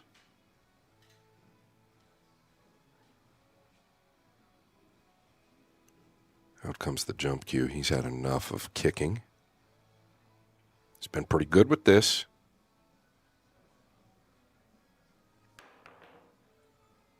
He's been pretty good with that. Yeah, that was nice. 3 for 3, by the way. Showing Fedor he's not the only man who's good with a short stick. And the bank sets up into the side nice here. He'll have a go at that one. If it's missed, it'll be missed short. The easier you hit it with a little more outside, the more it will open up.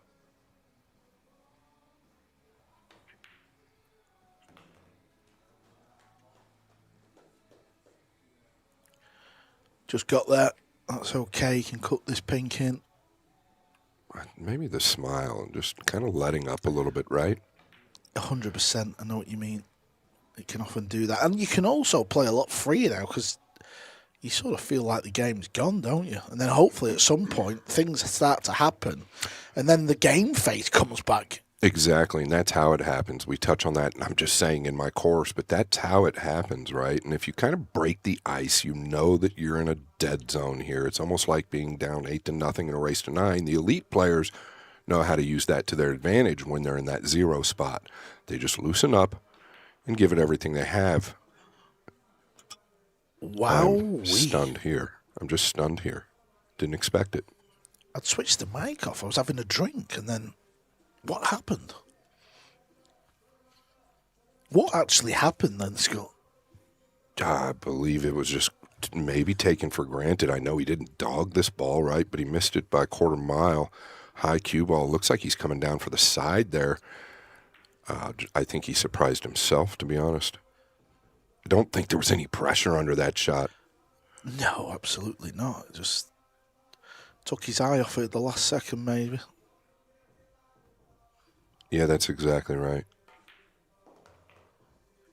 But that does not help with the loosening up and the fun.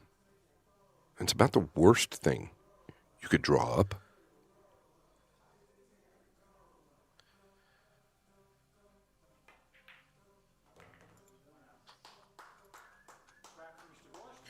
Well, what a mistake this was. Didn't even hit the jaw. SVB with a shocker. Yeah, and you see the cue ball short on the 8. I guess if he catches it where he's supposed to, he gets there. It's just none of it really made sense to me. Even the high ball, I thought he might just wrap out of the upper left.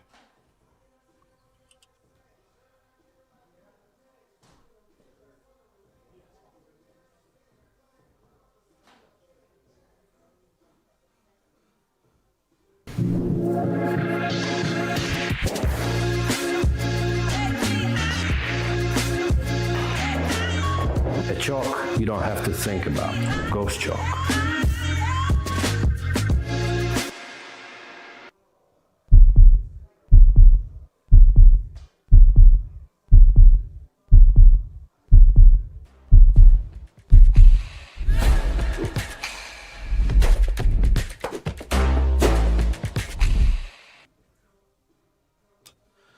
Yeah, huge error from Shane there, missing the brown 7. That seems to be the story of today.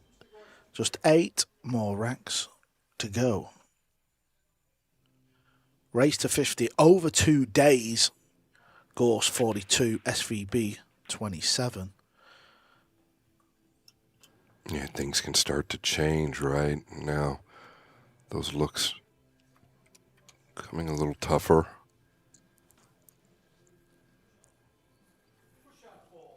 Fedor has had the advantage today in the rollout. That's what he's chosen here.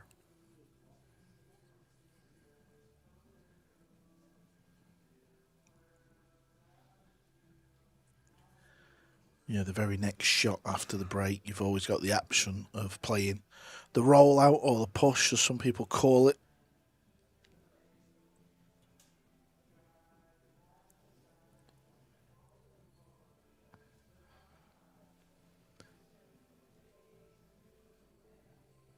Yeah, coming down low. Yeah, I like the fact that Shane got out of his chair. I'm a little concerned that he would just say, go ahead.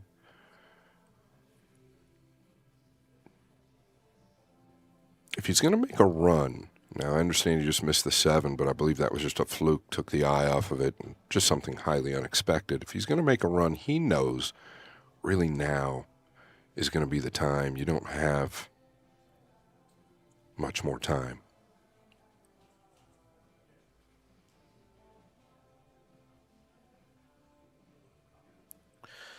Yeah, incredible, really. Started how long ago this match? So we're coming up to 2.5 hours, really. It's nearly 6:30. Come on air at 4, and Shane was 3 racks behind. He's now 15 behind.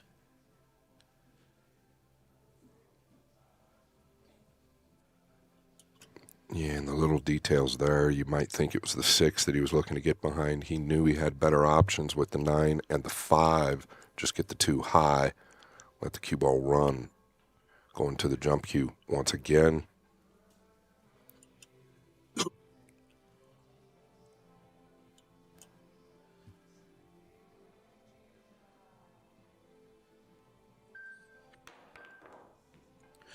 Lost the cue ball. It flies across the room. Ball in hand for Fedor.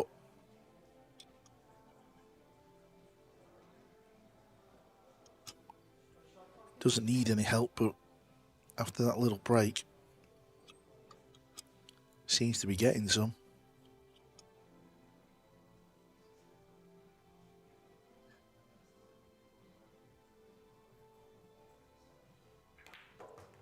Yeah, let's get down here past the 3.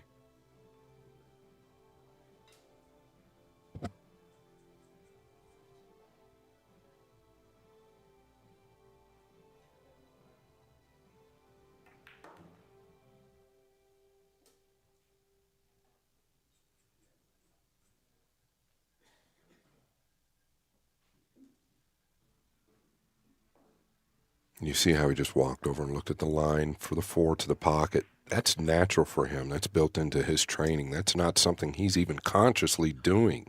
He's just naturally doing that. That's part of his training. That's part of his process. He's not thinking about this. He's just doing it. That's what he does. He crosses every T, dots all the I's.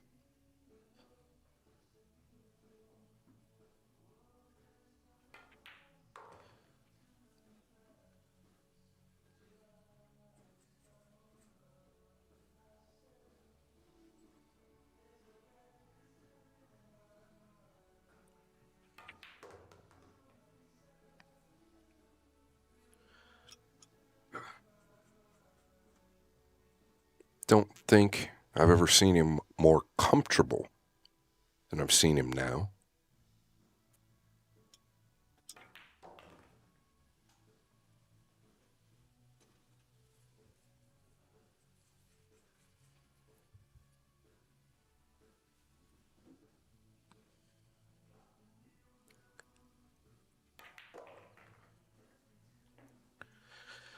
Yeah, he kind of feels like this match is over himself, doesn't he? He's got such a massive lead.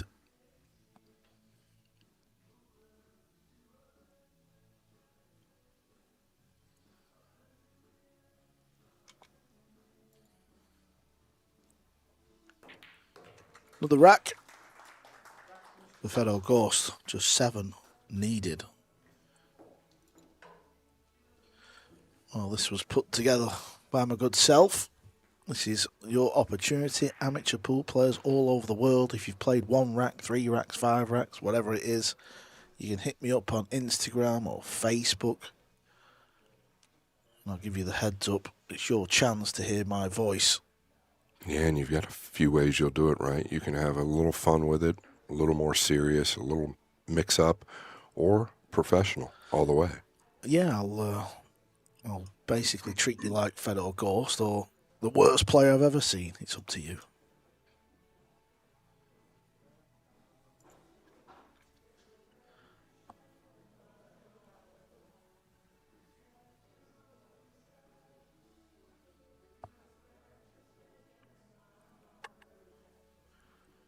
What does Shane do, Scott? Here, what do you do? I mean, Well, you can't run out the door. I know he'd like to do that, but I think that he just has to sit there and suck it up, not miss the 7 next time. Looks like he is maybe booking a fishing trip. Rack number 71, our current score is 43-27. Lead by Mr. Gorst, and Mr. Gorst to break. Scott 10, I think he just typed in his phone then for his 10% discount. Smart man. Yeah. Little help there from the green bird. This isn't easy. I don't believe he'll go aggressive here. You can nudge him up behind the green. Unless I'm misreading this, but the 3 doesn't help things being over the cue. Don't be surprised if you just see a Gorst special. Just a little tuck up here. Keep Yeah, the heat exactly. on. Right in behind that green, right? Just nice and soft. Unless it's not laying right. Could create distance, Karl, and just come off the right side of the 2 and come back around. Yeah, absolutely. That's what he's going to do.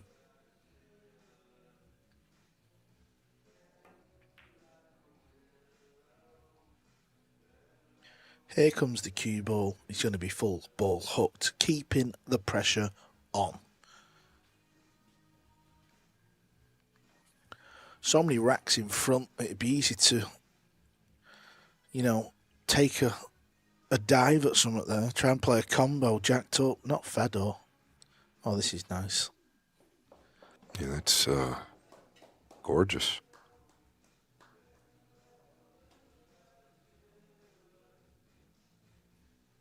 I like the fact he didn't just get up and flail at it. Hit it with a good speed. Don't know if there's a gap to jump that past the 8. I don't know that there is. But if there isn't, let's just say there isn't, where do you go? Do you thread the needle between the 4 and the 7? Maybe 2 rails into the back of the 2? Can you do that, Karl?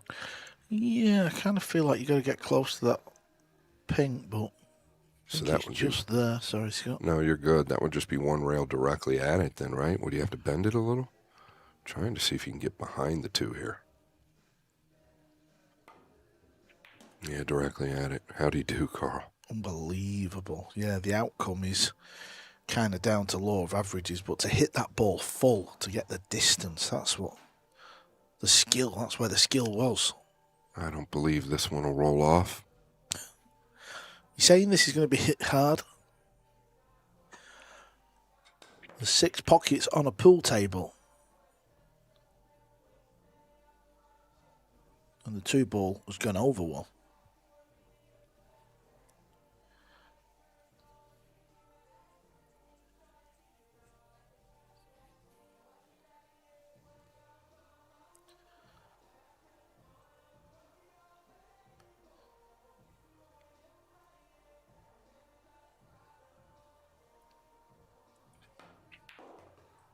And this is going to be perfect.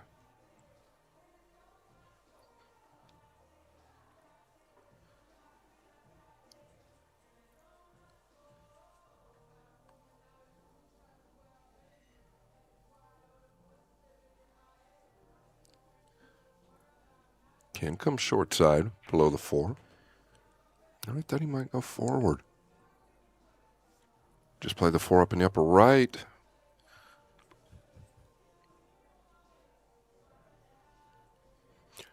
You can two-way play this. You can bank it to the lower left corner and just tuck up to the top. But Gorst is going to play the numbers and just absolutely torture his man.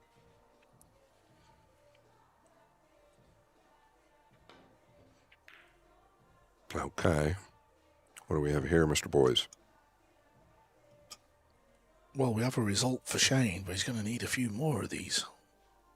He's way back.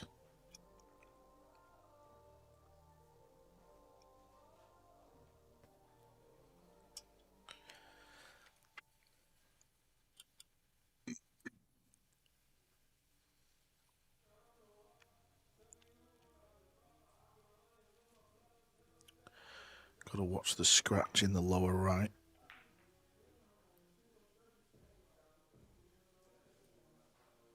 Tried.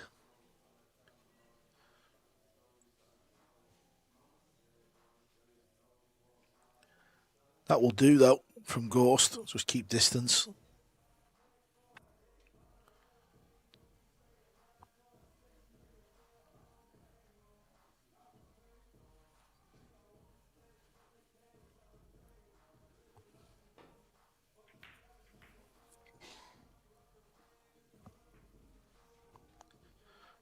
Yeah, distance again.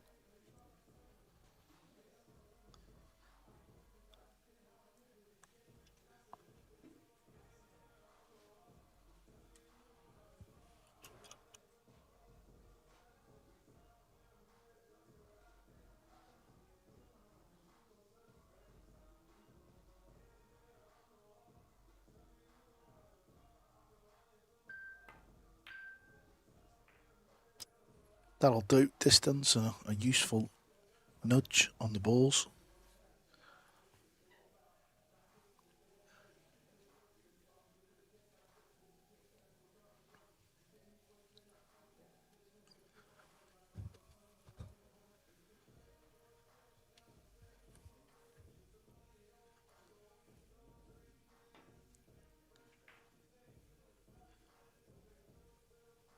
Is the cue ball going to stay dry? Yes.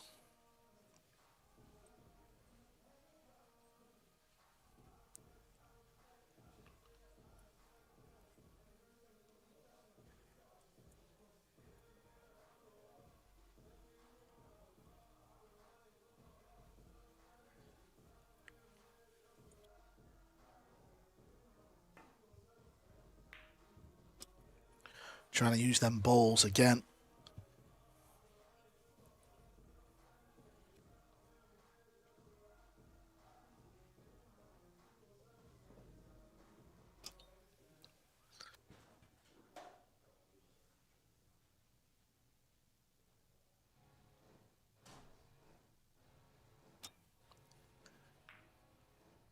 Yeah, the 7 and the 8 and the 9. They're the balls both players are trying to use to lay the hook.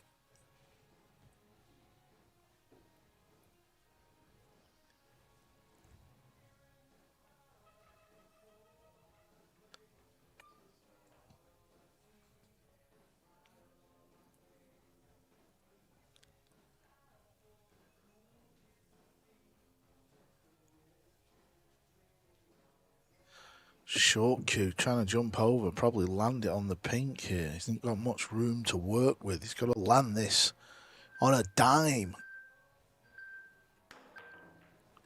Good effort. He got the right landing spot, just the wrong angle. SVB's got a thin one here, but cue ball's going to be travelling.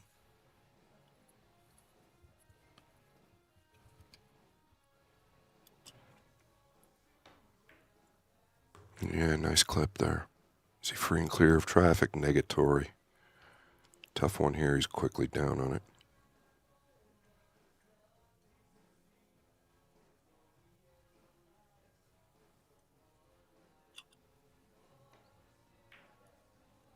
Overcooked it. It's just not happening, is it? It is really not happening.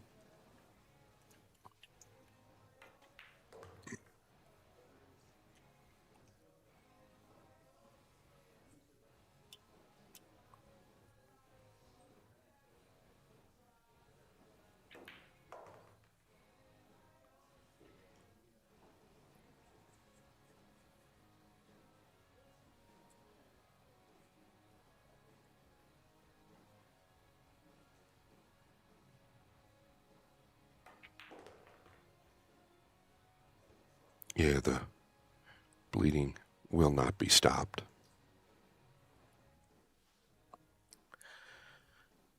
We were so sure coming into today that this was going to be back and forth. Yeah, maybe 4 or 5 rack swings. I get that.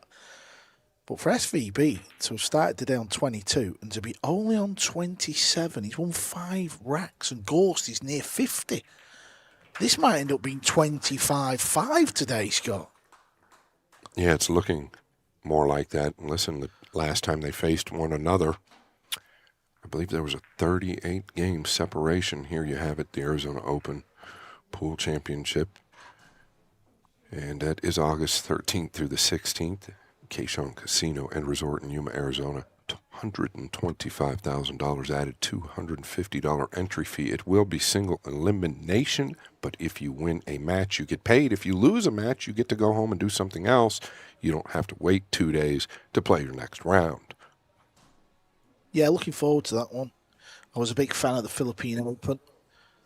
Single elim, of course. We had a lot of drama in the mall. I'm sure we're going to have some more in Yuma.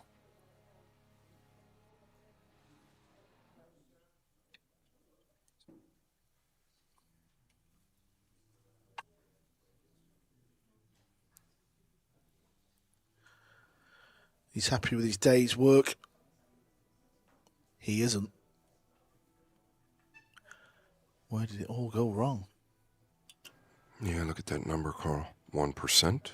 That's a Fargo rate percentage. They're saying he's got 1% chance to win the match. That's generous. Listen, we know he's good. We know he's great. But this would be something else if he come back into this match, let me tell you. Especially when the Ghost can break like this. We've talked about it. I talked about it. We talked about it in the table talk conversation you and I had prior. I think he's got top 3 breaks on the World 9-Ball Tour.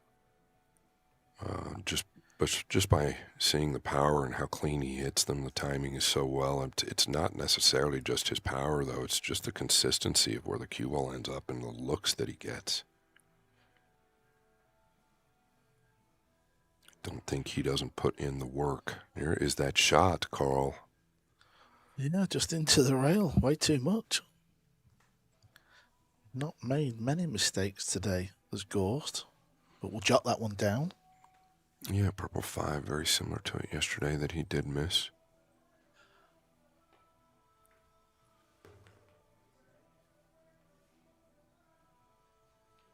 Just does not feel like he's got any spark about him. Shane. Now, it's understandable. Fedor has shut him completely out. Does he even have a look here at the purple? He is acting as if He didn't get there.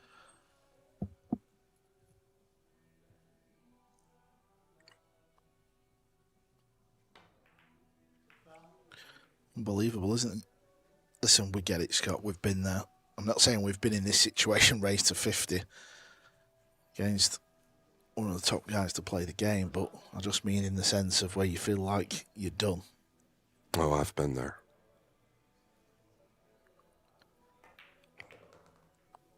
Not fun. You've been there. The situation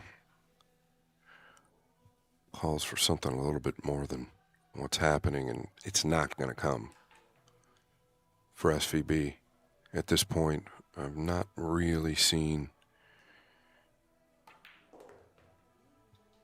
this from Van Boening, but it's all due to the man at the table. It's so hard, by the way, as you would know, to keep the pedal down if you're Gorst.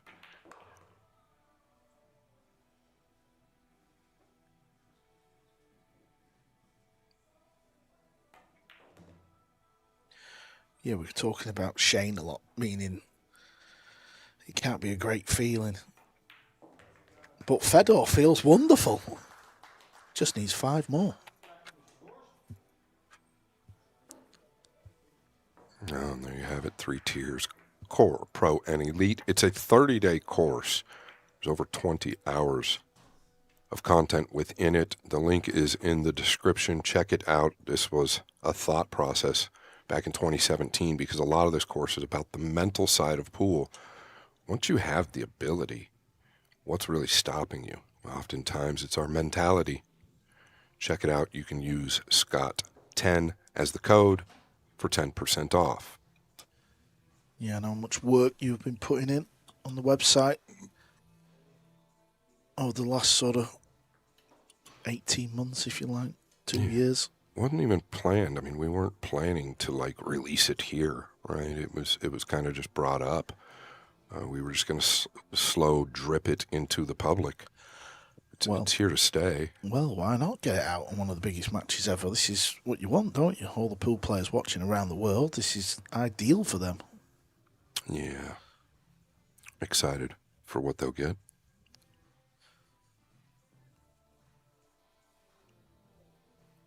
Number 73, current score is 45-27, in favor of Mr. Gorst. 5 away, Karl. 5 away, breaking, beautiful, everything is going lovely. He's actually 20 racks to 5 up today. That's how dominant he's been. 3-1.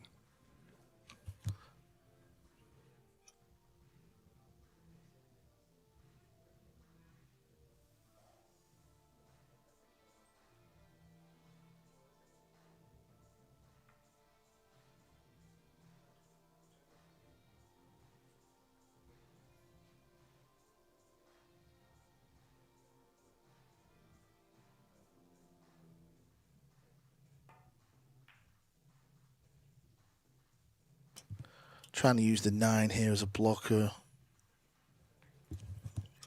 Yeah, it could be even worse if he can't get past the 8. It's going to be forced to use the high Q.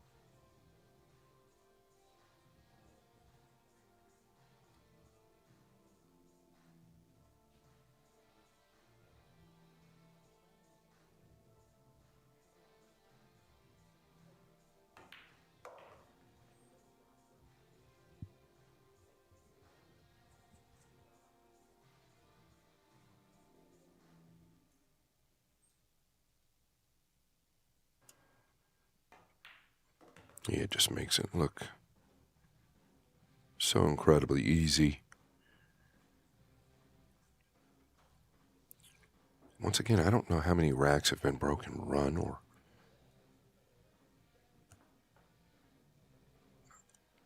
But I don't know that that matters with this guy. I've always said it. His game does not rely on strength and power. It relies on the numbers. He plays by the numbers. He doesn't force anything.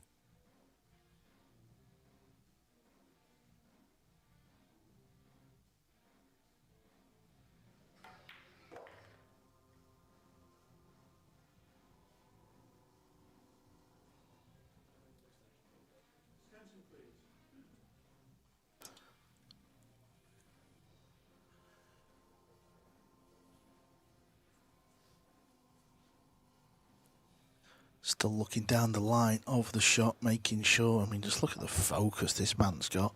Been playing pool for hours. He's got a huge lead, but still giving this shot everything. Kind of get the impression he wants to do a real number on Shane. Doesn't just want to get to 50. Wants to embarrass him.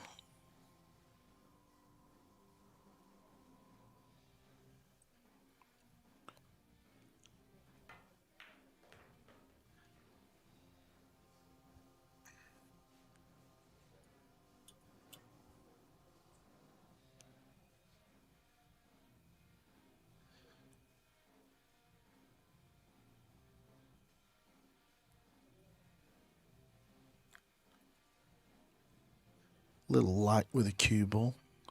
This shot on the 9 does come up quite a lot. In the middle of the hole, getting closer to 5-0.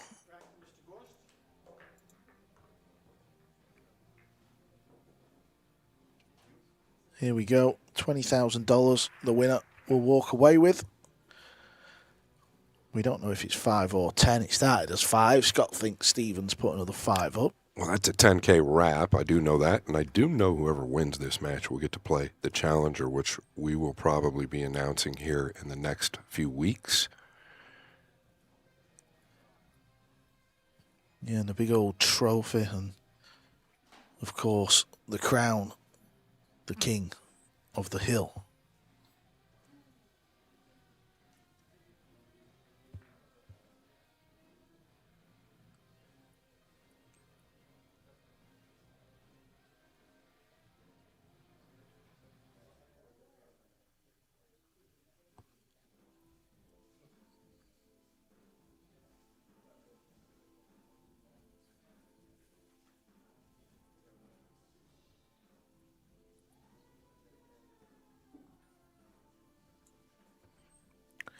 Four to go.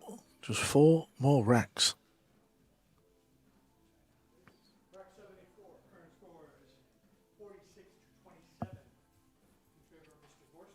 Mr. Gorst to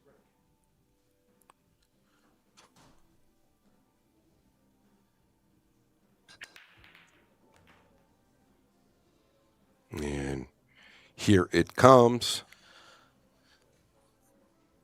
It's a big weapon. It's not easy what he's doing. He keeps repeating this break. Yeah, and when you get a shot at making any ball on the table, not just the 2, it's probably a pretty good break. The spread is just unreal. And even when Shane was breaking the balls, well, his spreads were nowhere near this for the most part.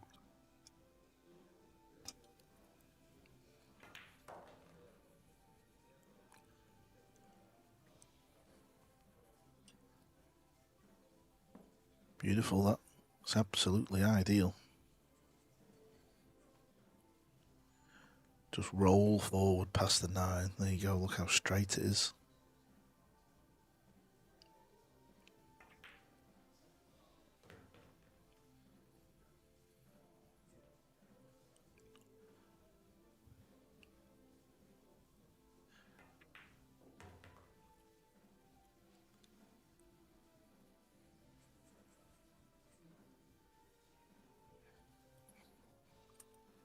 Going forward with a bit of right.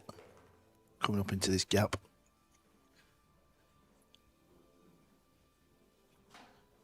Now he'll either come above the 9, but probably come below it, just over to this side rail. Yeah. 3 rails. There you see the line coming towards the 7. It's been good today, Fedor. Both players played pretty good yesterday. Obviously, when you're playing race to 25, it's a pretty long set. All in all, it was around probably 5.5 hours playing time. But today, Gorst has definitely upped his game.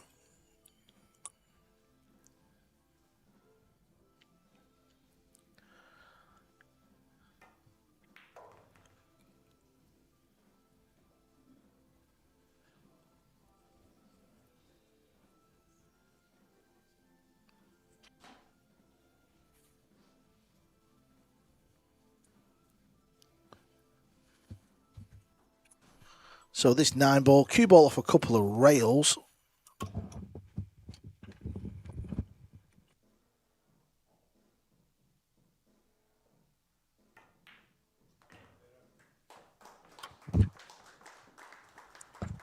And the bleeding never stops. Gorst keeping the pedal down. 47-27. The lead has now been doubled. Unshakable performance. Check the link out in the description. Just give me a chance, guys. I've been working very hard, teaching all over the country, all over the world in that fact, and been grateful to figure out what the elite players are doing, working a lot with them, covering the commentary, doing some small studies, which you'll figure out. And we know that the amateurs can do what the elite players do, or at least about 90% of them. They'll have a starting point, they'll have a finishing point. They're all very similar. They all do one thing. All of them do one thing, and it's the most important thing in all of our pool games that I overlooked all of my career. I just naturally did it. But when we talk about it and think about it, well, it makes perfect sense. You'll find that one thing within this course. Current score is 47-27 in favor of Mr. Gorst. Mr. Gorst to break. 3 away.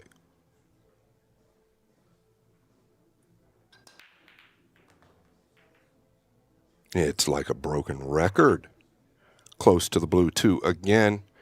I believe it plays in both sides.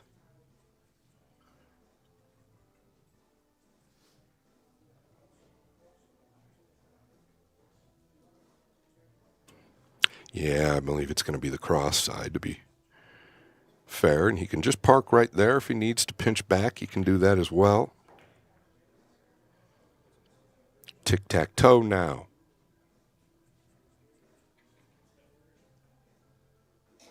This is an absolute clinic.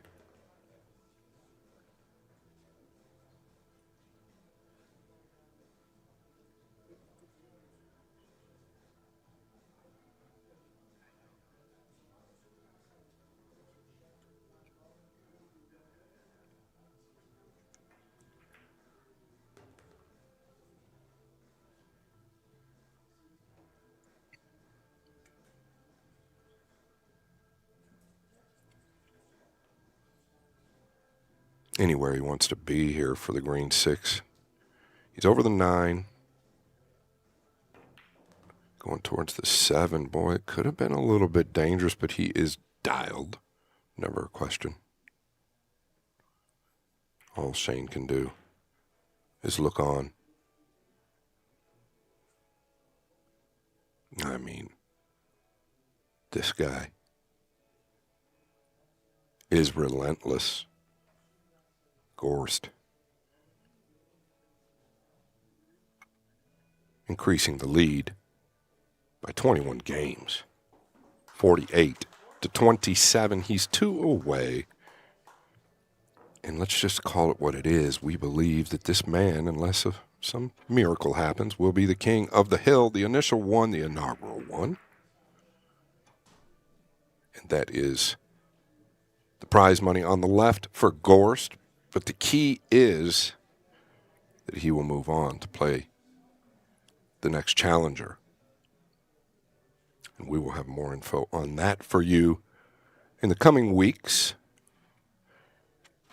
I think we will all be pleasantly surprised.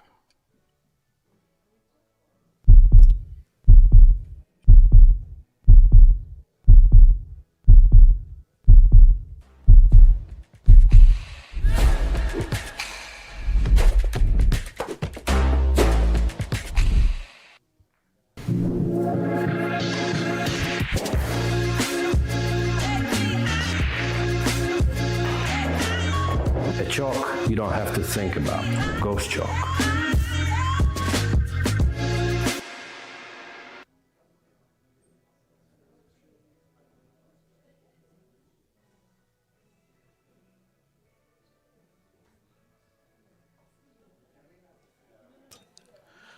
It's been a clinic, Scott, hasn't it? It really has.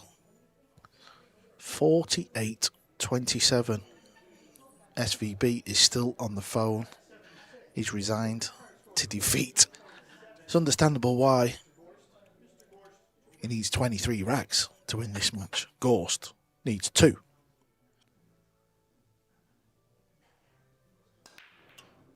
Yeah, the same old song and dance. And guess what? Another look at the blue 2. There is really no trouble. The green 6 plays. The 2 leads to the 3. And so on. Well, does the green 6 play? From here, it looks a lot different.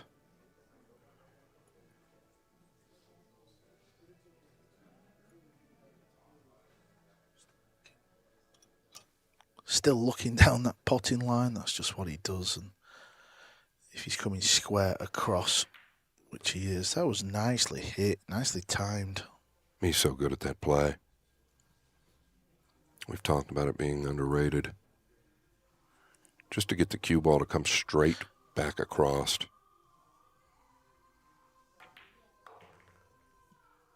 Yeah, I agree. He's got that one down, without a doubt. That's took a lot of hours of practice, fine-tuning to get that one right.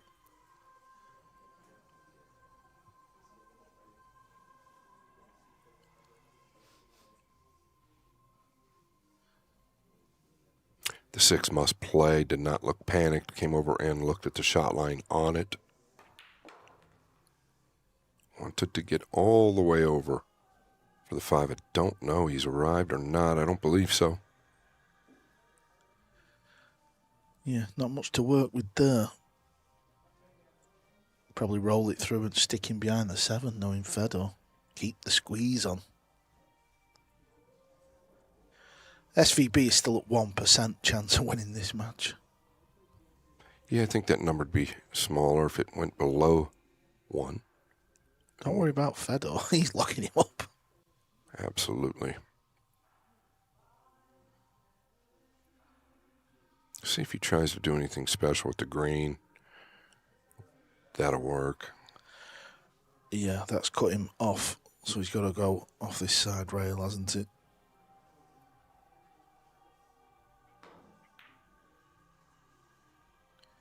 Good hit, good result. Can you play this off the rail, off the 7 in the corner? Potentially, I think he'll just use the 7 to keep the 6 there. From here, it looks like it's more doable, what you're talking about. Yeah, the other angle looked like your shot was obvious. This one looks like it's not as easy. Exactly. Can we get the over? Yeah, the overhead looks like it's more difficult. So cameras will really blow your mind at times. Let's see what he's got up his sleeve. Yeah, it's just to use the 7 for holding. Still trying his heart out. He's not happy with that safety shot. Yeah, what does that tell you? Tells you he's a killer and he wants to kill SVB. This has gone wrong. My.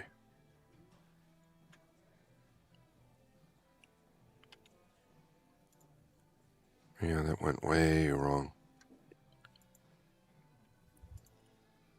He has put the screws to Van Boening. To say it nicely.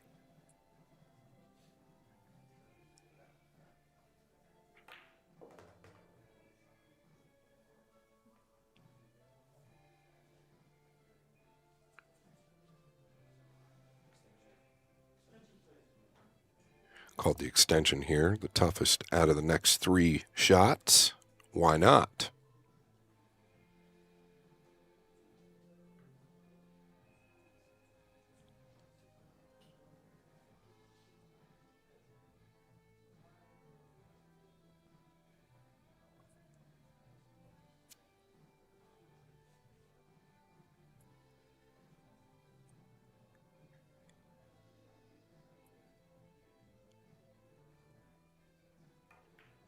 I can't remember the last rack Shane won. I don't believe, has he won a game since he took out the actual break cue? Yeah, it's just all a bit of a blur. I don't believe he has. He's been on 5 games for about 3.5 weeks. Just because you're not expecting it. I mean, you know the level that both of these players play to, and the fact that after day 1, it was tied, just 3 games in it. 1 to go for Gorst.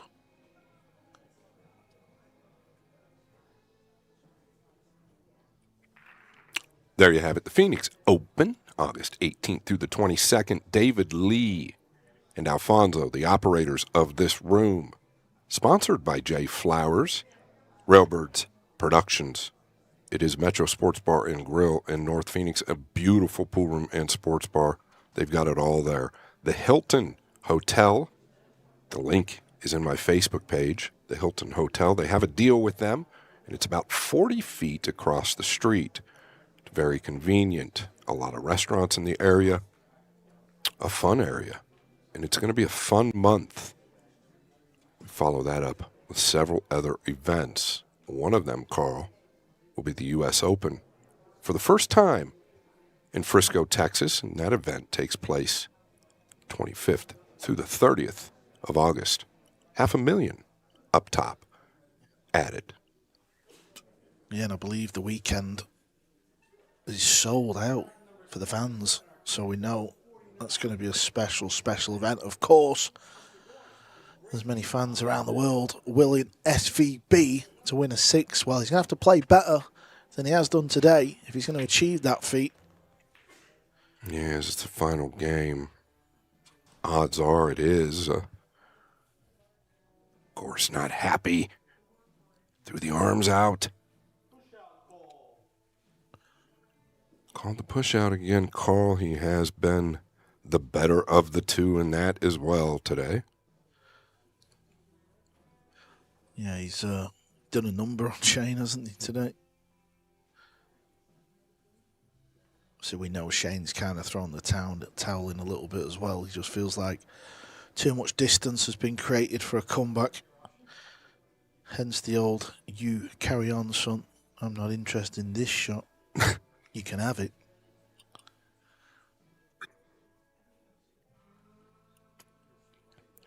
Yeah, and listen, folks, do not go anywhere. As soon as this match is over, we'll have a little presentation. Some more information for you all.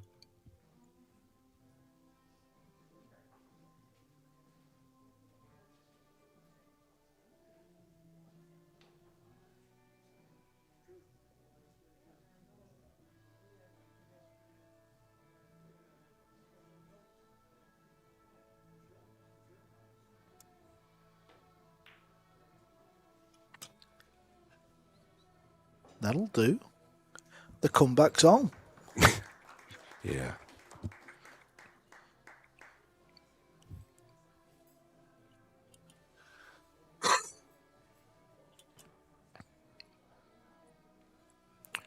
Pink 4 is in a bit of a bind up there. Fedor looking to tie it up even worse. That won't get it.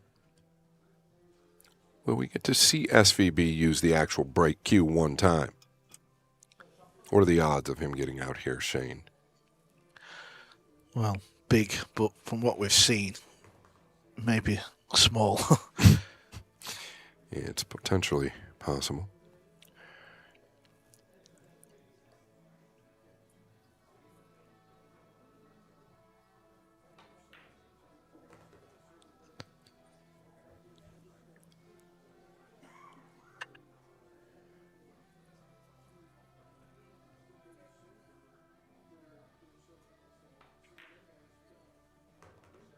A little thin.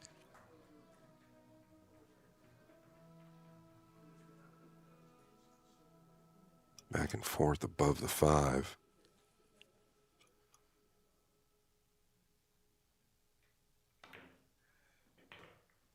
Come into the 9, that works.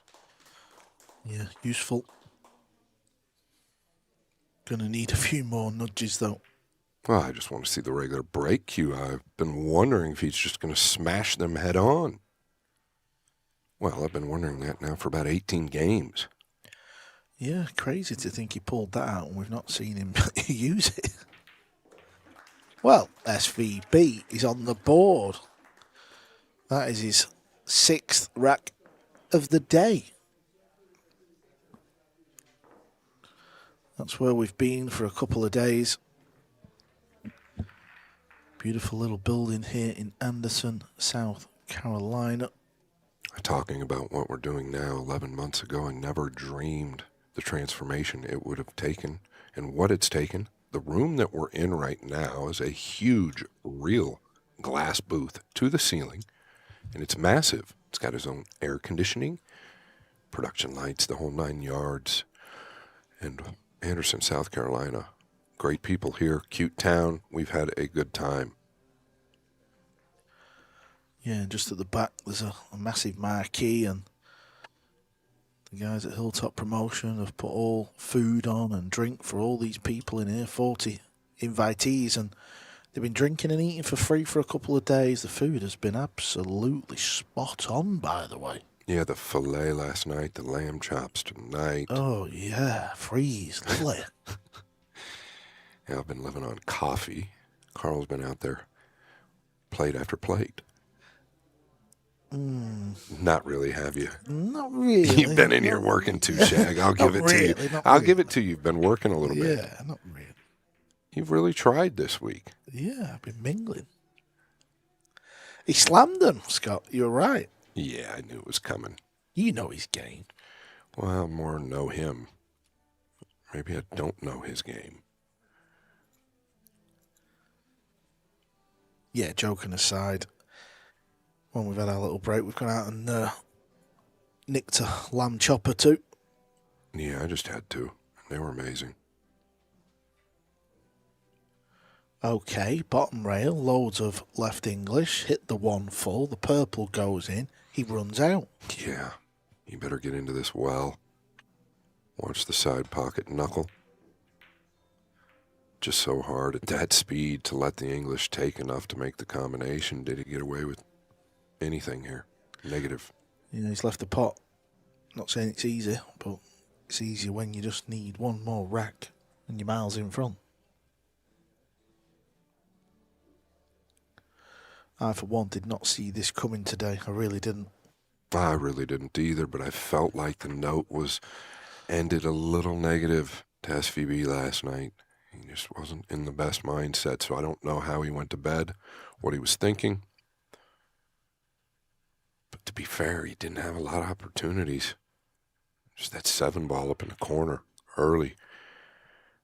Big miss here. Once again, the damage has been done, Karl. Yeah, he's done the work, hasn't he? It's not a case of his Fedor goal's going to win. It's just a case of what score it's going to be.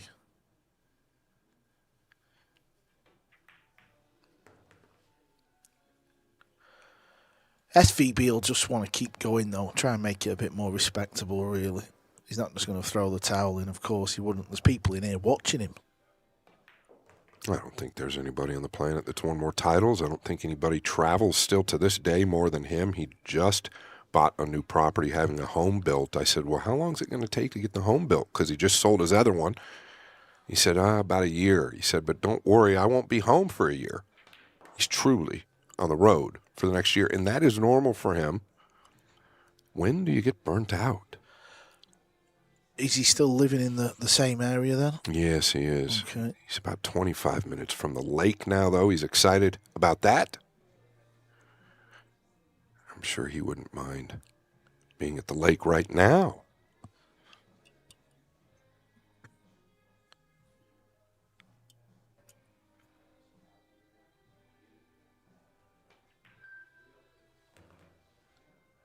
It's going to run a little bit. Yeah, Shane deserves all the pleasures that he's going to get from his life. One of the hardest workers, if not the hardest. Same as Fedor, though. You know, when you look at Fedor, That's right. and Filler, people think That's Filler's right. just natural. He's a maniac on the table practicing, let me tell you. He's relentless, that Yap. kid. Yap, another one. Earl Strickland still bangs hours in. Yeah, no quitting. No quitting, Earl Strickland. He's all day, unbelievable. every day, straight pool. Yeah, that's Wakes what up. you got to do. Yeah. And that's exactly right. That's what you have to do. That's why we were done, Scott. We realised 1 hour a week isn't going to cut it. Yeah.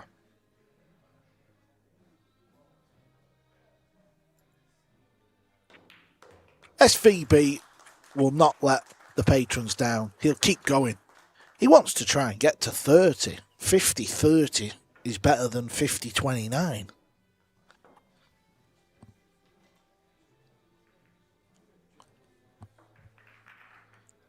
Well, this might be the last time we get to see your new website, Scott. Talk us through it.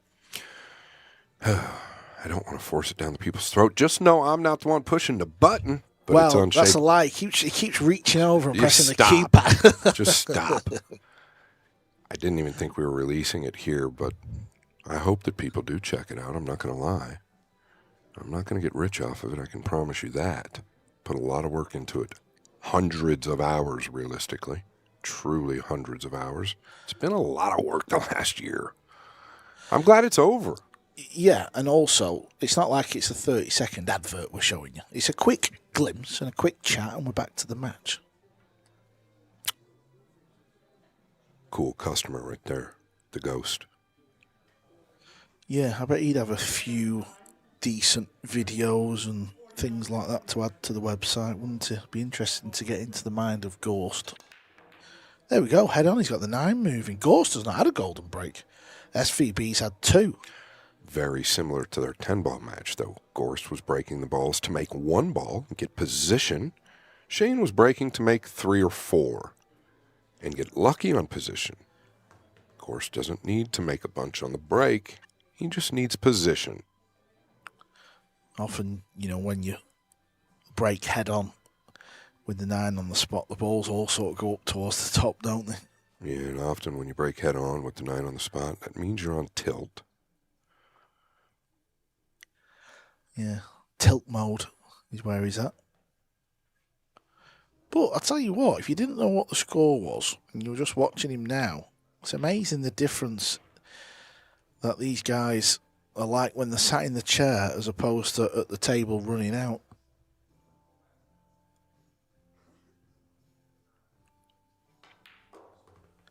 And a little clinch of the elbow there.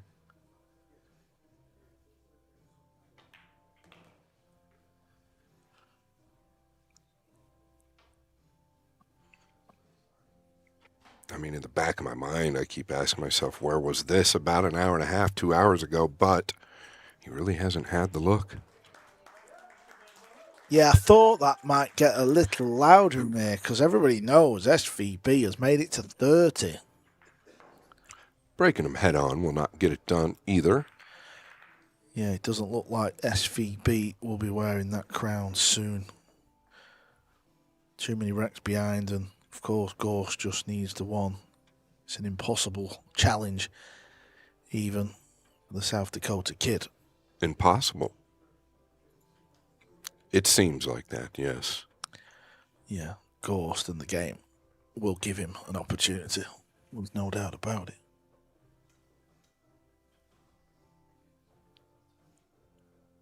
I just don't like that word, impossible, but you're near right. You're near right. My father, if I ever said that word, my father would have given me the go, but you're near right. Yeah, we know it's not physically impossible, but it's close. It's very close. I mean, realistically, though, joking aside, at what point would Fedor start to feel a little different? What number does Shane need to get to? 40. 40, and Fedor sits there thinking, Yeah. yeah, okay. Yeah. But that's how it happens, right?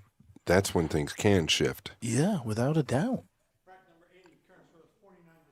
But we can't even really start to talk about that for another 10 games. No. Head on again, maybe a 9-ball for his third of the match.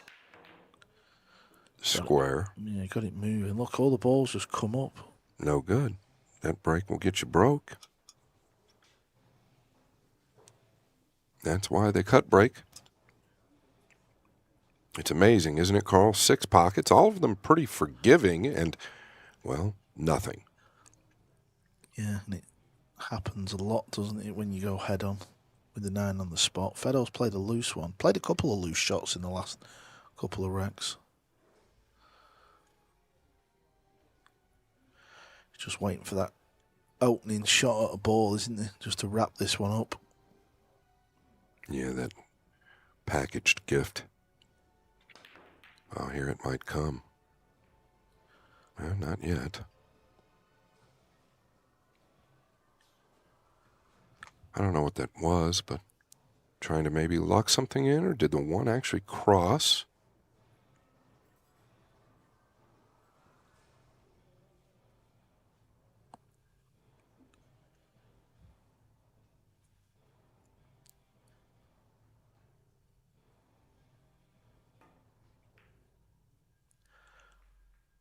Really all object ball there. What a great play. Great speed. A thinner hit than it looked. Pink 4 may go. Don't think he's looked at it. Maybe he has. We got action. Is this the chance?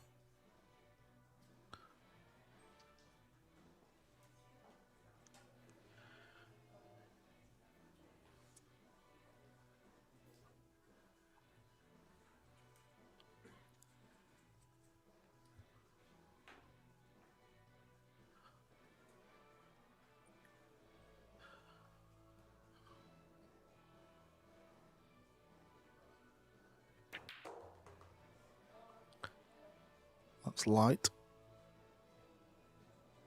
I think it was by design, Karl, just where he could get a peek at the 2 and play safe, unless the 3 is on here, and maybe he's just using the 2 to carry him the 5-3 in. Yeah, I think the 3 is on, isn't it? Just chipping off that edge, isn't it? Into the purple. Pots the red ball and sets the 2 up to the left.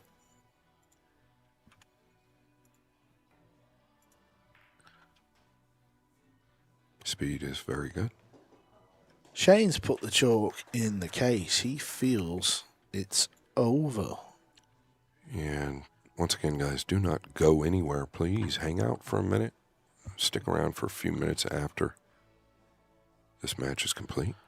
Karl will go out there and do his little dance. Yeah, well, I was just going to say, I'll try and get a few words out of Shane, but I don't think it's going to be too pretty. But I'll try. Give it a good go, pal. Might talk to him about some ice fishing or something like that.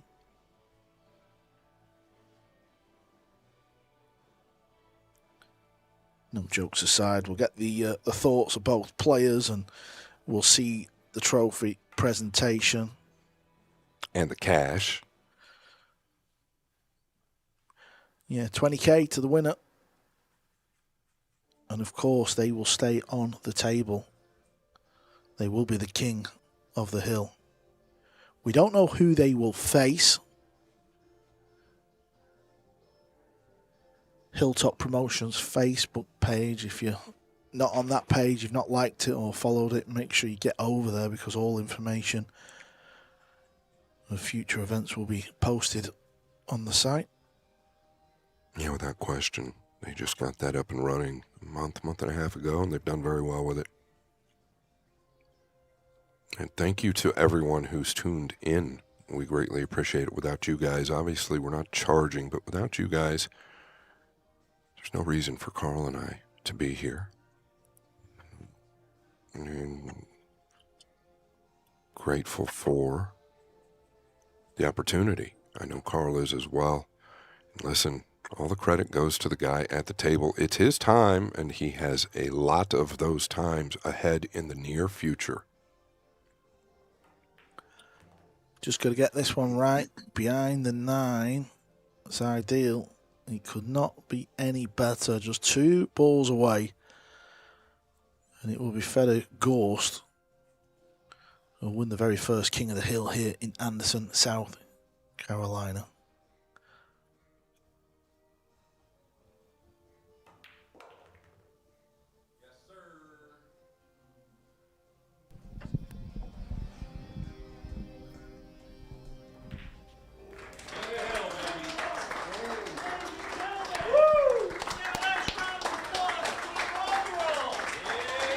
Congratulations, Fedor Gorst. You are now the king of the hill. Shane Van Boening, take a bow. We really appreciate you playing. And there it is for the South Dakota kid. The fans love it. Fedor Gorst, what a champion. Both of these guys gave it their all. For the inaugural King of the Hill competition. Look for more matches from King of the Hill.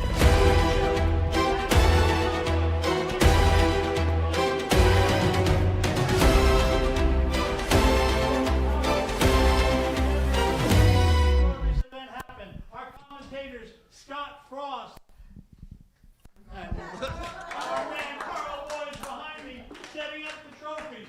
Everybody here, Sherry, who helped on our time clock.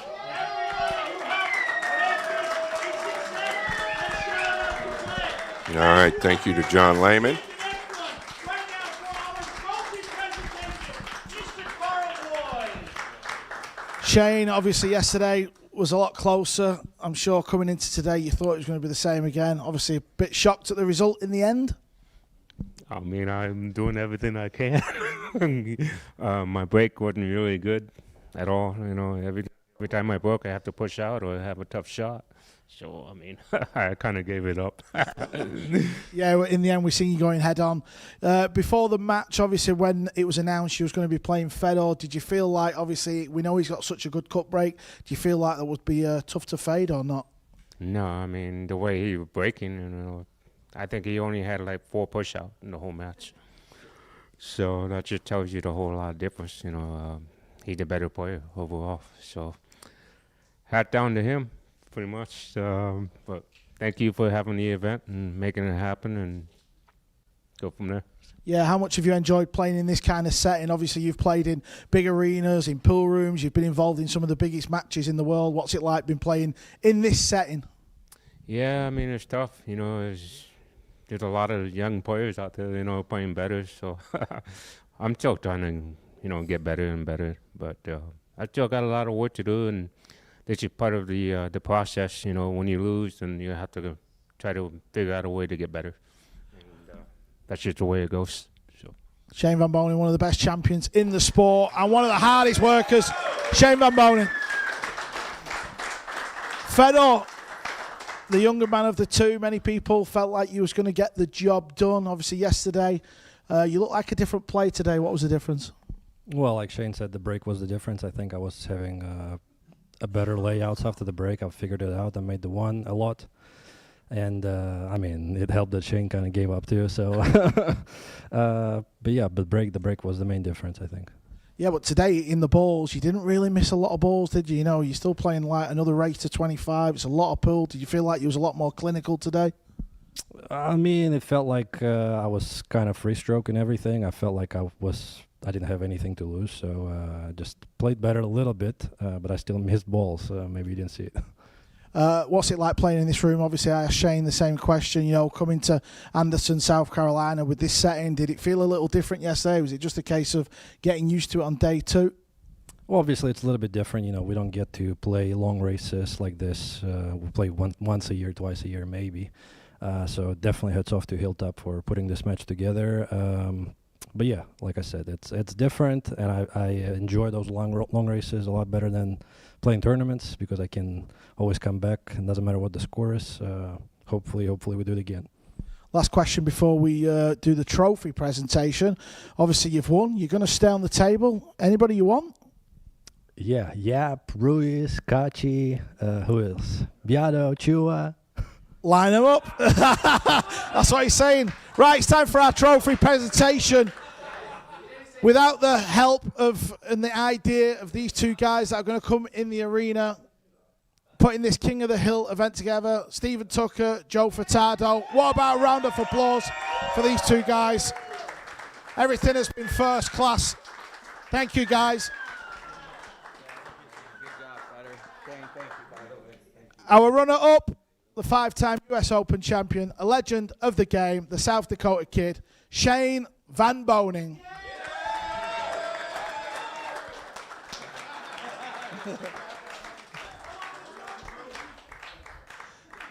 And the winner, the Ghost, Fedor Gorst, he is the King of the Hill.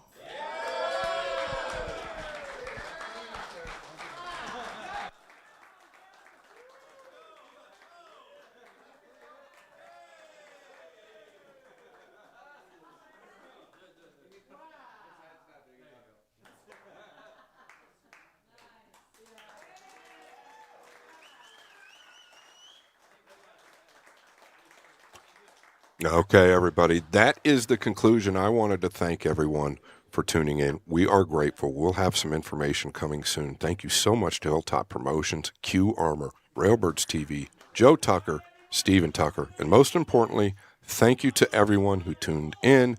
Share the footage, enjoy the match, and we'll be soon to be back with you. Take care.